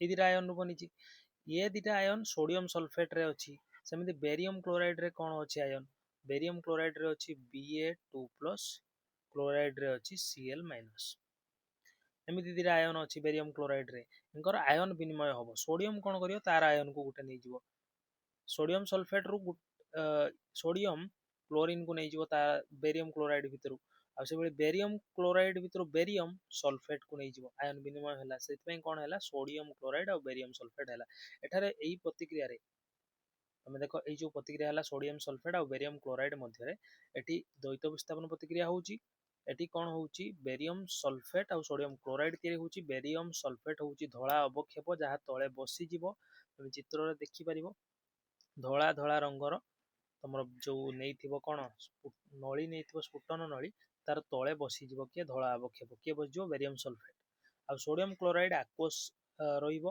आ हीट दिया सृष्टि हबो ଏହା ଏକ ताप उत्पादी प्रतिक्रिया मु तुम प्रथम रो कहिची ताप उत्पादी प्रतिक्रिया होची जेउ रासायनिक प्रतिक्रिया रे प्रचुर ताप सृष्टि हुए संश्लेषण प्रतिक्रिया अधिकांश ताप उत्पादी अटंती किंतु संश्लेषण व्यतीत भी किछि प्रतिक्रिया अछंती जो माने ताप उत्पादी हे परिबे आउ किछि एमिति भी संश्लेषण प्रतिक्रिया अछि जहा ताप उत्पादी नुहंती अच्छा देखो जेउ रासायनिक प्रतिक्रिया रे अवक्षेप सृष्टि हुए ताको अवक्षेपण प्रतिक्रिया कह जाय हम प्रथमे जेतेबेले परीक्षा करूतले प्रथमे तीनटा परीक्षा करथिले मने पकाओ लेड नाइट्रेट आ पोटासियम आयोडाइड मध्य रे सेठी मध्य लेड आयोडाइड नामक एक अवक्षेप तयारी हेतिला जहा हळदिया रंगर थिला तो प्रश्न आसीबो लेड आयोडाइड रो रंग कोन वर्ण कोन तमे लिखिबो हळदिया एटा भी गुटा अवक्षेपण प्रतिक्रिया कारण एठी तळे कठिन अवक्षेप बेरियम सल्फेट जमा हबो जहा कि धळा रंगर यदि प्रश्न आसे ताले तमे करि परिबो तापर देखिबा नेक्स्ट क्वेश्चन देखो पिला माने जारण विजारण कोन କୌଣସି ରାସାୟନିକ ପ୍ରତିକ୍ରିୟା ସମୟରେ ଯଦି ଏକ ପଦାର୍ଥ ଅମ୍ଳଜାନ ଲାଭ କରେ କିମ୍ବା ହାଇଡ୍ରୋଜେନ ହରାଏ ତେବେ ସେହି ପ୍ରକ୍ରିୟାକୁ ଜାରଣ କୁହାଯାଏ। ଯେମିତି ଏକ୍ସାମ୍ପଲ କପର ଆଉ ଅକ୍ସିଜେନ ଭିତରେ ପ୍ରତିକ୍ରିୟା। ଯେତେବେଳେ କପର ଆଉ ଅକ୍ସିଜେନ ମଧ୍ୟରେ ପ୍ରତିକ୍ରିୟା ହୁଏ ସେତେବେଳେ କପର ଅକ୍ସାଇଡ ତିଆରି ହୁଏ। ଏଠି କଣ ହଉଛି କପର କଣ କରୁଛି ଅମ୍ଳଜାନ ଗ୍ରହଣ କରୁଛି, ଅମ୍ଳଜାନକୁ ସଂଯୋଗ କରୁଛି ଦେଖ ନିଜ ଭିତରେ, ଆଉ କଣ ହେଇଛି କପର ଅକ୍ସାଇଡ ହେଇଛି, ତେଣୁ କପର ଏଠାରେ ଜାରିତ ହଉଛି। ସେଭଳି ବିଜାରଣ କଣ, କୌଣସି ରାସାୟନିକ ପ୍ରତିକ୍ରିୟା ସମୟରେ ଯଦି ଏକ ପଦାର୍ଥ ଅମ୍ଳଜାନ ହରାଏ କିମ୍ବା ହାଇଡ୍ରୋଜେନ ଲାଭ କରେ। ଅମ୍ଳଜାନ ହରାଇଲେ ବି ଚଳିବ, ହାଇଡ୍ରୋଜେନ ଲାଭ କଲେ ମଧ୍ୟ ଚଳିବ। ଦେଖ କପର ଅକ୍ସାଇଡ କଣ ହେଇଛି ଦେଖ, କପର ଅକ୍ସାଇଡ କପର ହେଇଯାଇଛି, ତା ମାନେ କଣ କପର ଅକ୍ସାଇଡ କପର ହେଇଯାଇଛି ମାନେ ଅମ୍ଳଜାନ ସେ ହରାଇ ଦେଇଛି, ଅମ୍ଳଜାନ ହରାଇଲେ ବିଜାରଣ କୁହାଯିବ। ସେମିତି ଏଠି ଦେଖ ହାଇଡ୍ରୋଜେନ କଣ ହେଇଛି, ହାଇଡ୍ରୋଜେନ ଅମ୍ଳଜାନ ଗ୍ରହଣ କରି H2O ହେଇଛି, ତାହେଲେ ହାଇଡ୍ରୋଜେନ ଜାରଣ ହେଇଛି, ହାଇଡ୍ରୋଜେନ ଜାରିତ ହେଇଛି, କପର ଅକ୍ସାଇଡ ବିଜାରିତ ହେଇଛି। ହେଲା, ଯେତେବେଳେ କୌଣସି ରାସାୟନିକ ପ୍ରତିକ୍ରିୟାରେ ଗୋଟେ ପଦାର୍ଥ ଅମ୍ଳଜାନ ହରାଇଥାଏ କିମ୍ବା ହାଇଡ୍ରୋଜେନ ଲାଭ କରେ ତାକୁ ବିଜାରଣ କହନ୍ତି। ତାହେଲେ ହାଇଡ୍ରୋଜେନର ଜାରଣ ହେଇଛି, କପର ଅକ୍ସାଇଡର ବିଜାରଣ ହେଇଛି। ତ ଗୋଟେ ପ୍ରତିକ୍ରିୟାରେ ଏକା ସମୟରେ ଦୁଇ ଜଣ ଜାରଣ ହେଇପାରନ୍ତି, ବିଜାରଣ ବି ହେଇପାରନ୍ତି। ମାନେ ଜଣେ ଜାରଣ ହଉଛି ଅନ୍ୟଟି ବିଜାରଣ ହଉଛି, ତାକୁ ଜାରଣ ବିଜାରଣ ପ୍ରତିକ୍ରିୟା ବୋଲି ଆମେ କହନ୍ତି। ତ ମୁଁ ଏକ୍ସାମ୍ପଲ ନେଇକି ତମକୁ ଆଗକୁ ଦେଖଉଛି। ଏଇଠି ଦେଖ ଜାରଣ ବିଜାରଣ ଆମେ ବୁଝିବା, ଜାରକ ବିଜାରକ ଏସବୁ ମଧ୍ୟ ମୁଁ ତମକୁ ବୁଝେଇଦେବି। ଏଇଠି ଦେଖ ଏଇ ଯୋଉ ପ୍ରଥମ ତମର ସମୀକରଣରେ zinc oxide plus carbon, zinc plus carbon oxide, ମୁଁ ଯଦି ପଚାରିବି ଜିଙ୍କ ଅକ୍ସାଇଡର କଣ ହଉଛି, ତମେ କହିବ ବିଜାରଣ ହଉଛି, କାରଣ ଜିଙ୍କ ଅକ୍ସାଇଡ ଜିଙ୍କ ହେଇଛି, ଅମ୍ଳଜାନ ହରାଇ ଦେଇଛି। ଅମ୍ଳଜାନ ହରାଇବା ବା ହାଇଡ୍ରୋଜେନ ଗ୍ରହଣ କରିବା ଏକା କଥା, ଏଟାକୁ ଜାରଣକୁ ସୂଚେଇବ କଣ, ତାହେଲେ ଏଠି ଜିଙ୍କ ଅକ୍ସାଇଡ ଜାରିତ ହେଲା। କାର୍ବନ କଣ ହେଇଛି ବିଜାରିତ ହେଇଛି, କାର୍ବନ ମୁଁ ଭୁଲ କହିଦେଲି ନା, ଅମ୍ଳଜାନ ହରେଇଲେ ବିଜାରିତ ହେଲା, ଏଇଟା ଭୁଲ କହିଦେଲି। ଏଇଟା କଣ ଅମ୍ଳଜାନ ହରେଇକି ଜିଙ୍କ ହେଇଛି, ଅମ୍ଳଜାନ ହରେଇବା ବା ହାଇଡ୍ରୋଜେନ ଗ୍ରହଣ କରିବା ବିଜାରଣ ଅଟେ। ଏଇଟା ଭୁଲ ଲେଖିଦେଇଛି ବି, ତମେ ଏଠି ଚେଞ୍ଜ କରିଦିଅ, ବିଜାରଣ ଅଟେ। ଜିଙ୍କ ଅକ୍ସାଇଡ ବିଜାରଣ ହେଇକି ଜିଙ୍କ ହେଇଛି, ଆଉ କାର୍ବନ ଜାରିତ ହେଇକି କାର୍ବନ ଅକ୍ସାଇଡ ହେଇଛି। ଜାରିତ ହେଇଛି ବୋଲି କେମିତି ଜାଣିଲି, କାରଣ ଅମ୍ଳଜାନ ଲାଭ କରିଛି। ୟାର ଓଲଟାଟା ହଉଛି ଜାରଣ। ସେମିତି ଦେଖ ଏଠି ମାଙ୍ଗାନିଜ ଅକ୍ସାଇଡ କଣ କରିଛି, ମାଙ୍ଗାନିଜ କ୍ଲୋରାଇଡ ହେଇଯାଇଛି। ମାଙ୍ଗାନିଜ ଅକ୍ସାଇଡ ମାଙ୍ଗାନିଜ କ୍ଲୋରାଇଡ ହେଇଛି, ଅର୍ଥ ଅମ୍ଳଜାନ ହରେଇଛି। ଅମ୍ଳଜାନ ତା ଦେହରେ ଦେଖ ଆଉ ଲାଗିକି ନାହିଁ, ଅମ୍ଳଜାନ ହଉଛି O ନାହିଁ, ତାହେଲେ ଏଟା ହଉଛି କଣ ବିଜାରଣ ହେଲା। ହାଇଡ୍ରୋଜେନ କ୍ଲୋରାଇଡ କଣ ହେଲା, ହାଇଡ୍ରୋଜେନ କ୍ଲୋରାଇଡ ଦେଖ ଏଠି ହାଇଡ୍ରୋଜେନ କ୍ଲୋରାଇଡ ଜଳ ଲାଭ କରିକି H2O ହେଇଯାଇଛି, ତେଣୁ ହାଇଡ୍ରୋଜେନ କ୍ଲୋରାଇଡ କଣ ହେଲା ଜାରିତ ହେଲା। ବୁଝିପାଇଲ? ଆଚ୍ଛା, ଯିଏ ଜାରିତ ହୁଏ, ଏଠି ଦେଖ ଜିଙ୍କ ଅକ୍ସାଇଡ କଣ ହଉଛି ବିଜାରିତ ହଉଛି, ଯେ ବିଜାରିତ ହୁଏ ସେ ହେଲା ଜାରକ, ଯେ ବିଜାରିତ ହୁଏ ସେ ଜାରକ, ଆଉ ଯେ ଜାରିତ ହୁଏ କାର୍ବନ ଏଠି ଜାରିତ ହଉଛି ସେ ହଉଛି ବିଜାରକ। ବିଜାରକ ଅର୍ଥ କଣ, ସେ ନିଜେ ଜାରିତ ହେଇକି ଅନ୍ୟକୁ ବିଜାରିତ ହବାରେ ସାହାଯ୍ୟ କରୁଛି। ବୁଝ ଏଠି ବୋଲିକି ଜିଙ୍କ ଅକ୍ସାଇଡ କଣ ହଉଛି ଜାରିତ ହଉଛି, ଜିଙ୍କ ଅକ୍ସାଇଡ ବିଜାରିତ ହଉଛି, ତାମାନେ ନିଜେ ବିଜାରିତ ହଉଛି, ଅମ୍ଳଜାନ ହରେଇ ଦଉଛି, ତାନେ ଇଏ ଅନ୍ୟ ଜଣଙ୍କୁ କଣ କରିବ ସାହାଯ୍ୟ କରିବ, କୋଉଥିରେ ଜାରଣରେ, ତେଣୁ ଇଏ ହଉଛି ଜାରକ। ସେମିତି କାର୍ବନ କଣ ହଉଛି, କାର୍ବନ ଜାରିତ ହଉଛି, ତାହେଲେ ଇଏ ଅନ୍ୟ ଜଣଙ୍କୁ ବିଜାରଣ ହବାରେ ସାହାଯ୍ୟ କରିବ, ଏ ହେଲା ବିଜାରକ। ମନେ ରଖ, ଯିଏ ଜାରିତ ହବ ସେ ବିଜାରକ, ଯିଏ ବିଜାରିତ ହବ ସେ ଜାରକ। ବୁଝିପାରିଲ ପିଲାମାନେ? ଆମେ ନେକ୍ସଟ ଟପିକ ଦେଖିବା ସଂକ୍ଷାରଣ ଆଉ ସଢା ଅବସ୍ଥା। ତମେ ପିଲାମାନେ ଦେଖିଥିବ, ତମେ ଚତୁଃପାର୍ଶ୍ୱରେ ଦେଖିଥିବ ଯେତିକି ଧାତବ ପଦାର୍ଥ ସବୁ ଅଛି, ଲୁହା, ତମର ଟିଣ, ଆଲୁମିନିୟମ, ଏସବୁ ସୁନା ରୂପା ଏସବୁ ନୁହଁ। ସୁନା ରୂପା ଅତି କମ ପ୍ରତିକ୍ରିୟାଶୀଳ ଧାତୁ। ସୁନା ରୂପା କାହା ସାଙ୍ଗରେ ପ୍ରତିକ୍ରିୟା କରନ୍ତି, ସୁନାକୁ ଯଦି ତମେ 100 ବର୍ଷ ମାଟିରେ ପୋତିକି ବି ରଖିବ ସେମିତି ସେ ପଡି ରହିବ। ସୁନା ରୂପା ଛାଡି ଦିଅ, ପ୍ଲାଟିନମ ବି ଗୋଟେ ଧାତୁ ଅଛି ଯିଏକି ବହୁତ କମ ପ୍ରତିକ୍ରିୟାଶୀଳ, ସେ କାହା ସାଙ୍ଗରେ ପ୍ରତିକ୍ରିୟା କରେନି। ମାତ୍ର ବାକି ଯେତେକ ଧାତୁ ରହିଲା, ଅଧିକାଂଶ ଧାତୁ ଲୁହା, ଟିଣ, ଆଲୁମିନିୟମ ଏମିତି ବା ଲେଡ, ଏମାନେ ସମସ୍ତେ ପ୍ରତିକ୍ରିୟାଶୀଳ ଅଟନ୍ତି। ଏମାନେ ବାୟୁରେ ଜଳୀୟ ବାଷ୍ପ, ଅମ୍ଳଜାନ ନହେଲେ ଅମ୍ଳ ଏସବୁ ସହ ପ୍ରତିକ୍ରିୟା କରନ୍ତି। ଅମ୍ଳ, ଜଳୀୟ ବାଷ୍ପ ବା ତମର ଜଳ ଏସବୁ ସାଙ୍ଗରେ ପ୍ରତିକ୍ରିୟା କରି କ'ଣ କରନ୍ତି, ସଂକ୍ଷାରଣ ହୁଅନ୍ତି, ନୂଆ ପଦାର୍ଥ ସୃଷ୍ଟି କରନ୍ତି, ଏମାନଙ୍କର ଅକ୍ସାଇଡ୍ ତିଆରି ହୁଏ। ଯେମିତିକି ଆଇରନ୍, ଦେଖ ଲୁହା ଅମ୍ଳଜାନ ସାଙ୍ଗରେ ବାୟୁରେ ପ୍ରତିକ୍ରିୟା କରିବ, ଜଳ ସାଙ୍ଗରେ ପ୍ରତିକ୍ରିୟା କରିବ, କରିକି ଫେରିକ୍ ଅକ୍ସାଇଡ୍ Fe2O3 କରିବ, ଯୋଉଟାକି କଳଙ୍କି ଆମେ କହନ୍ତି। ଆଉ ଇଏ ଧୀରେ ଧୀରେ କ୍ଷୟ ହବ, କ୍ଷୟ ହେଇ ହେଇ ନଷ୍ଟ ହବ। ଏମିତି ଦେଖ, ତମେ ଦେଖିଥିବ କୌଣସି ଗେଟ୍ରେ ହଉ, ନହେଲେ କୌଣସି ଯନ୍ତ୍ରପାତିରେ ହଉ, କାରରେ ହଉ, ଗାଡ଼ି ମଟର ଯୋଉଠି ବି ଲୁହା କିମ୍ବା ଅନ୍ୟ ଧାତୁର ବ୍ୟବହାର ହେଇଛି, ସେଠି ଦେଖିଥିବ ତମେ କ୍ଷୟ ତମକୁ ଦେଖିବାକୁ ମିଳିବ। ଏଇଟା ଏଥିପାଇଁ ଆମକୁ ବହୁତ ଟଙ୍କା ପ୍ରତିବର୍ଷ କ୍ଷତି ସହିବାକୁ ପଡ଼େ। ଆମକୁ ୟାକୁ ମେଣ୍ଟେନାନ୍ସ ପାଇଁ ଆମକୁ ରଙ୍ଗ ଦେବାକୁ ପଡ଼େ, ମରାମତି କରିବାକୁ ପଡ଼େ। ଇଏ ହେଉଛି ସଂକ୍ଷାରଣ। ସଂକ୍ଷାରଣ ଅର୍ଥ ହେଉଛି, ଇଂଲିଶରେ ତାକୁ ଆମେ କୋରିଜନ୍ କହନ୍ତି। ସଂକ୍ଷାରଣ ଯୋଗୁଁ ଆମ ପାଇଁ ଆମର ବହୁତ କ୍ଷତି, ଅଶେଷ କ୍ଷତି ହେଇଥାଏ। ଆମେ ବହୁତ ଜାଗାରେ ଦେଖିଥାନ୍ତି, ଏଇ ଯୋଉ ଲୋହିତ ବାଦାମୀ ରଙ୍ଗର ତମେ ଦେଖ ଲୁହା ଉପରେ ରଙ୍ଗର ଗୋଟେ ପଦାର୍ଥ ଲାଗିଥାଏ, ତାକୁ ଆମେ କଳଙ୍କି କହନ୍ତି। ଯୋଉଟା କି ତାର ରାସାୟନିକ ନାମ ହେଉଛି ଫେରିକ୍ ଅକ୍ସାଇଡ୍ Fe2O3, ତାର ସଂକେତ। ଏଇଟା ହେଉଛି କଳଙ୍କି। କଳଙ୍କି କୁ ରାସାୟନିକ ତାର ନାମରେ ଆମେ କହନ୍ତି ଫେରିକ୍ ଅକ୍ସାଇଡ୍। କ'ଣ କହନ୍ତି? Ferric oxide. ସେଇଭଳି ଦେଖ, ଏସବୁ ସାଧାରଣତଃ ଅମ୍ଳଜାନ ସଙ୍ଗରେ ପ୍ରତିକ୍ରିୟା କାରଣରୁ ବା ଜାରଣ କାରଣରୁ ହେଇଥାଏ। ଅମ୍ଳଜାନ ଗ୍ରହଣ କରିକି ଏମାନେ କ'ଣ କରିଦିଅନ୍ତି, ନୂତନ ପଦାର୍ଥ ସୃଷ୍ଟି କରନ୍ତି, ଆଉ ଏମାନେ କ୍ଷୟ ହୁଅନ୍ତି। ସେମିତି ସଡ଼ା ଅବସ୍ଥା ବି ଖାଦ୍ୟ ପଦାର୍ଥ, ସଂକ୍ଷାରଣ ଧାତୁ ସାଙ୍ଗରେ ହୁଏ, ସଡ଼ା ଅବସ୍ଥା ଖାଦ୍ୟ ପଦାର୍ଥ ସହ ହୋଇଥାଏ। ଖାଦ୍ୟ ପଦାର୍ଥ ଯେମିତିକି ତମେ ଚିପ୍ସ ହେଲା, ନହେଲେ ତମେ ଦେଖିଥିବ ତମର ତେଲ ଜାତୀୟ ଖାଦ୍ୟ, ଯେତିକି ତେଲରେ ଛଣା ହେଇଥିବ, ତେଲ ଜାତୀୟ ଖାଦ୍ୟ, ଏଗୁଡ଼ା ବେଶୀ ଦିନ ରଖିଦେଲେ ରହଣିଆ ଗନ୍ଧ ବାହାରେ। ରହଣିଆ ଗନ୍ଧ ବାହାରେ। କ'ଣ ବାହାରେ? ରହଣିଆ ଗନ୍ଧ ବାହାରେ। ଏଟା ଏତେ ଇମ୍ପୋର୍ଟାଣ୍ଟ ନୁହେଁ, ମୁଁ ତମକୁ କହିଦେଉଛି, ତମେ ବୁଝିକି ଲେଖିଦବ। ରହଣିଆ ଗନ୍ଧ ବାହାରେ। କାହିଁକି ବାହାରେ ନା, ଏମାନେ ଏଠି ଯୋଉ ଖାଦ୍ୟ ପଦାର୍ଥରେ ଯୋଉ ରାସାୟନିକ ପଦାର୍ଥ ମାନେ ଥାଆନ୍ତି, ତା ଭିତରେ ସେମାନେ ଅମ୍ଳଜାନ ସହ ପ୍ରତିକ୍ରିୟା କରିଦିଅନ୍ତି। କାହା ସାଙ୍ଗରେ? ଅମ୍ଳଜାନ ସହ ପ୍ରତିକ୍ରିୟା କରନ୍ତି, କରିକି ସେମାନେ ତାଙ୍କର ନୂତନ ପଦାର୍ଥ ସୃଷ୍ଟି କରନ୍ତି, ଅକ୍ସାଇଡ୍ ତିଆରି କରନ୍ତି, ଯାହା ଦ୍ୱାରା ସେମାନଙ୍କର ଧର୍ମ ବଦଳିଯାଏ। ସେମାନେ ଆଉ ଖାଇବା ଭଳି ରହନ୍ତିନି, ଖାଇବା ମାନେ ସ୍ଵାଦିଷ୍ଟ ରହନ୍ତିନି। ତାଙ୍କ ଧର୍ମ ଯେହେତୁ ବଦଳି ଯାଉଛି, ସେମାନଙ୍କ ସ୍ୱାଦ ବଦଳିଯାଏ, ରଙ୍ଗ ବଦଳିଯାଏ। ସେଥିପାଇଁ ଆମକୁ ଖାଇବାକୁ ଆଉ ସୁସ୍ୱାଦୁ ଲାଗେନି, ରହଣିଆ ଗନ୍ଧ ବାହାରେ, ସେଗୁଡ଼ିକ ନଷ୍ଟ ହେଇଯାଆନ୍ତି ଏକ ପ୍ରକାର କହିଲେ। ତେଣୁ ଆମେ କ'ଣ କରନ୍ତି ନା, ଏଗୁଡ଼ାକର ଜାରଣକୁ ପ୍ରତିହତ କରିବା ପାଇଁ ଆମେ କିଛି ରାସାୟନିକ ପଦାର୍ଥ ବ୍ୟବହାର କରନ୍ତି, ଯାହାକୁ ଆମେ କ'ଣ କହନ୍ତି? ପ୍ରତିଜାରକ କହନ୍ତି। ପ୍ରତିଜାରକ ମାନେ, ଯେମିତି ତମେ ଦେଖିଥିବ ଆଚାର, ତମେ ଯୋଉ ସଂରକ୍ଷଣ କରିବା ପାଇଁ ତେଲ ବ୍ୟବହାର ଆମେ କରିଦିଅନ୍ତି ପ୍ରତିଜାରକ ଭାବରେ। ଚିନି ପ୍ରତିଜାରକ ଭାବରେ ବ୍ୟବହାର କରିଦିଅନ୍ତି। ଲୁଣ, ଶୁଖୁଆରେ ଆମେ ଲୁଣ ଦେଇ ଦିଅନ୍ତି, ପ୍ରତିଜାରକ ଲୁଣ କାମ କରେ। ଲୁଣ ତାକୁ କ'ଣ ସଂକ୍ଷାରଣ ହେବାରୁ ପ୍ରତିରୋଧ କରିଥାଏ। ଚିପ୍ସ ଖୋଳରେ କ'ଣ ଗୋଟେ କ୍ୱେଶ୍ଚନ୍ ଆସେ, ଚିପ୍ସ ଖୋଳରେ କାହାକୁ ପ୍ରତିଜାରକ ରୂପେ ବ୍ୟବହାର କରାଯାଏ? ନାଇଟ୍ରୋଜେନ୍ ଗ୍ୟାସକୁ। ମନେ ରଖିବ, ଚିପ୍ସ ଖୋଳରେ ଯେମିତି ଚିପ୍ସ ଖରାପ ନହବ, ସ୍ୱାଦିଷ୍ଟ ରହିବ ସବୁଦିନ, ସେମିତି ସେଥିପାଇଁ ଆମେ ତାକୁ ନାଇଟ୍ରୋଜେନ୍ ଗ୍ୟାସ୍ ବ୍ୟବହାର କରନ୍ତି। ବୁଝିପାରିଲ ପିଲାମାନେ? ଏବେ ଦେଖ, ପ୍ରଶ୍ନ କିଛି ତମର ଅଛି ଯୋଉ ବହିରେ, କପର ସଲଫେଟ୍ ଦ୍ରବଣରେ ଗୋଟିଏ ଲୁହା କଣ୍ଟା ବୁଡ଼ାଇଲେ ଦ୍ରବଣର ରଙ୍ଗ କାହିଁକି ପରିବର୍ତ୍ତନ ହୁଏ?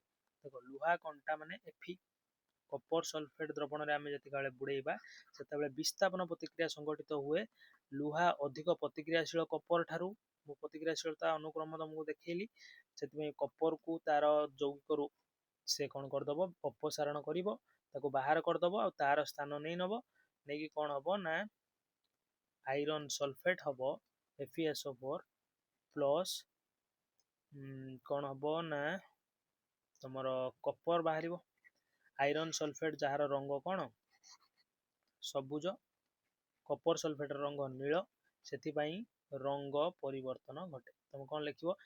ଲୁହାକୁ କପର ସଲଫେଟ୍ ଦ୍ରବଣରେ ପକାଇଲେ, କପର ସଲଫେଟ୍ ଦ୍ରବଣରୁ କପରକୁ ଲୁହା ଅପସାରଣ କରେ, କାରଣ ଲୁହା କପର ଠାରୁ ଅଧିକ ପ୍ରତିକ୍ରିୟାଶୀଳ ଅଟେ। ଆଉ ଆଇରନ୍ ସଲଫେଟ୍ ଦ୍ରବଣ ସୃଷ୍ଟି ହୁଏ, କପର କ'ଣ ଭିନ୍ନ ହେଇଯାଏ। ଆଇରନ୍ ସଲଫେଟ୍ ଦ୍ରବଣର ରଙ୍ଗ ହେଉଛି ସବୁଜ, ସେଥିପାଇଁ ରଙ୍ଗ ବଦଳିଯାଏ, ନୀଳରୁ ସବୁଜ ହେଇଯାଏ। ତୁମ ପାଇଁ କାମ 1.10ର ଉଦାହରଣ ଛଡ଼ା ଅନ୍ୟ ଏକ ଦ୍ୱୈତ ବିସ୍ଥାପନ ପ୍ରତିକ୍ରିୟାର ଉଦାହରଣ ଦିଅ। ମୁଁ ତମକୁ ଏଠି ଉଦାହରଣ ଲେଖିଦେଇଛି। Silver nitrate plus sodium chloride AgCl2 ହବ, ଭୁଲ ଏଇଠି ହେଇଛି AgCl, AgCl2 plus NaNO3 sodium nitrate. ବୁଝିପାରିଲ ପିଲାମାନେ? ଏମିତି ତମେ କରିଦବ। ସୋଡ଼ିୟମ ନାଇଟ୍ରେଟ୍ NaNO3, ଠିକ୍ ଅଛି। तुमर एमती एटा लिखिदेव द्वैत विस्थापन प्रतिक्रिया आउ थे मुझे AgNO3 silver nitrate sodium chloride plus sodium chloride द्वैत विस्थापन हो देख Ag जाकि तार Cl को नहीं सोडियम जाकि यार नाइट्रेट को नहीं एमती दुटा उत्पाद सृष्टि AgCl2NaNO3 एटा अन्य एक विस्थापन प्रतिक्रियार उदाहरण तुम बही में जोटा सेटा नहीं पारिबनी एटी प्रश्न देछि जे तुम बही रे जहाँ देछि ताकू छाड़ी निम्नलिखित रासायनिक प्रतिक्रिया गुड़िक केउ गुड़िक जारित होइछि और केउ गुड़िक विजारित होइछि दर्शाओ देखो आराम से हमें बुझिबा sodium plus oxygen sodium oxide जारित होइछि सोडियम कारण अम्लजान ग्रहण करूछि तेणु सोडियम एठारे जारित होई सोडियम ऑक्साइड होइछि सोडियम जारित होई कौन होइछि Na2O होइछि जे अम्लजान ग्रहण करियो से जारित हैला आउ से विजारक मुझे पचारि एठारे विजारक किए सोडियम होउछि विजारक कारण से जारित होउछि एठारे देखो कपर ऑक्साइड हाइड्रोजन संगे प्रतिक्रिया करी कपर आ जल होइछि कपर ऑक्साइड कौन देख अम्लजान हरई देइछि कपर ऑक्साइड कपर होइछि त माने अम्लजान तादिरो बाहरी जाइछि तले कपर ऑक्साइड विजारित होइछि विजारित हैला आउ हाइड्रोजन कौन हैला जल होइछि H2O अम्लजान ग्रहण करिछि ताले हाइड्रोजन जारित होइछि अम्लजान जारित हैला हाइड्रोजन जारित हैला तापर देखिबा अच्छा पिला माने आजिरो क्लास एठी शेष होई जाइछि मु आशा करूछि जे मु तुमको भलो भाबरे बुझेई पारिछि कंप्लीट चैप्टर को आउ जदि तुमर किछि डाउट अछि ताले कमेंट सेक्शन ले कमेंट निहाती करिवो भलो लागिथिले सांग मानन संगे शेयर करबाकू जमा भी भूलिबनी नेक्स्ट टाइम मु तुम पई आउरी भलो वीडियो नै के आसीबी आउ तुमरो नेक्स्ट साइंस चैप्टर ऊपर मु निहाती वीडियो बनेबाकू चेष्टा करिवि वीडियो को लाइक करिवो देखा नेक्स्ट वीडियो रे रहउछि धन्यवाद।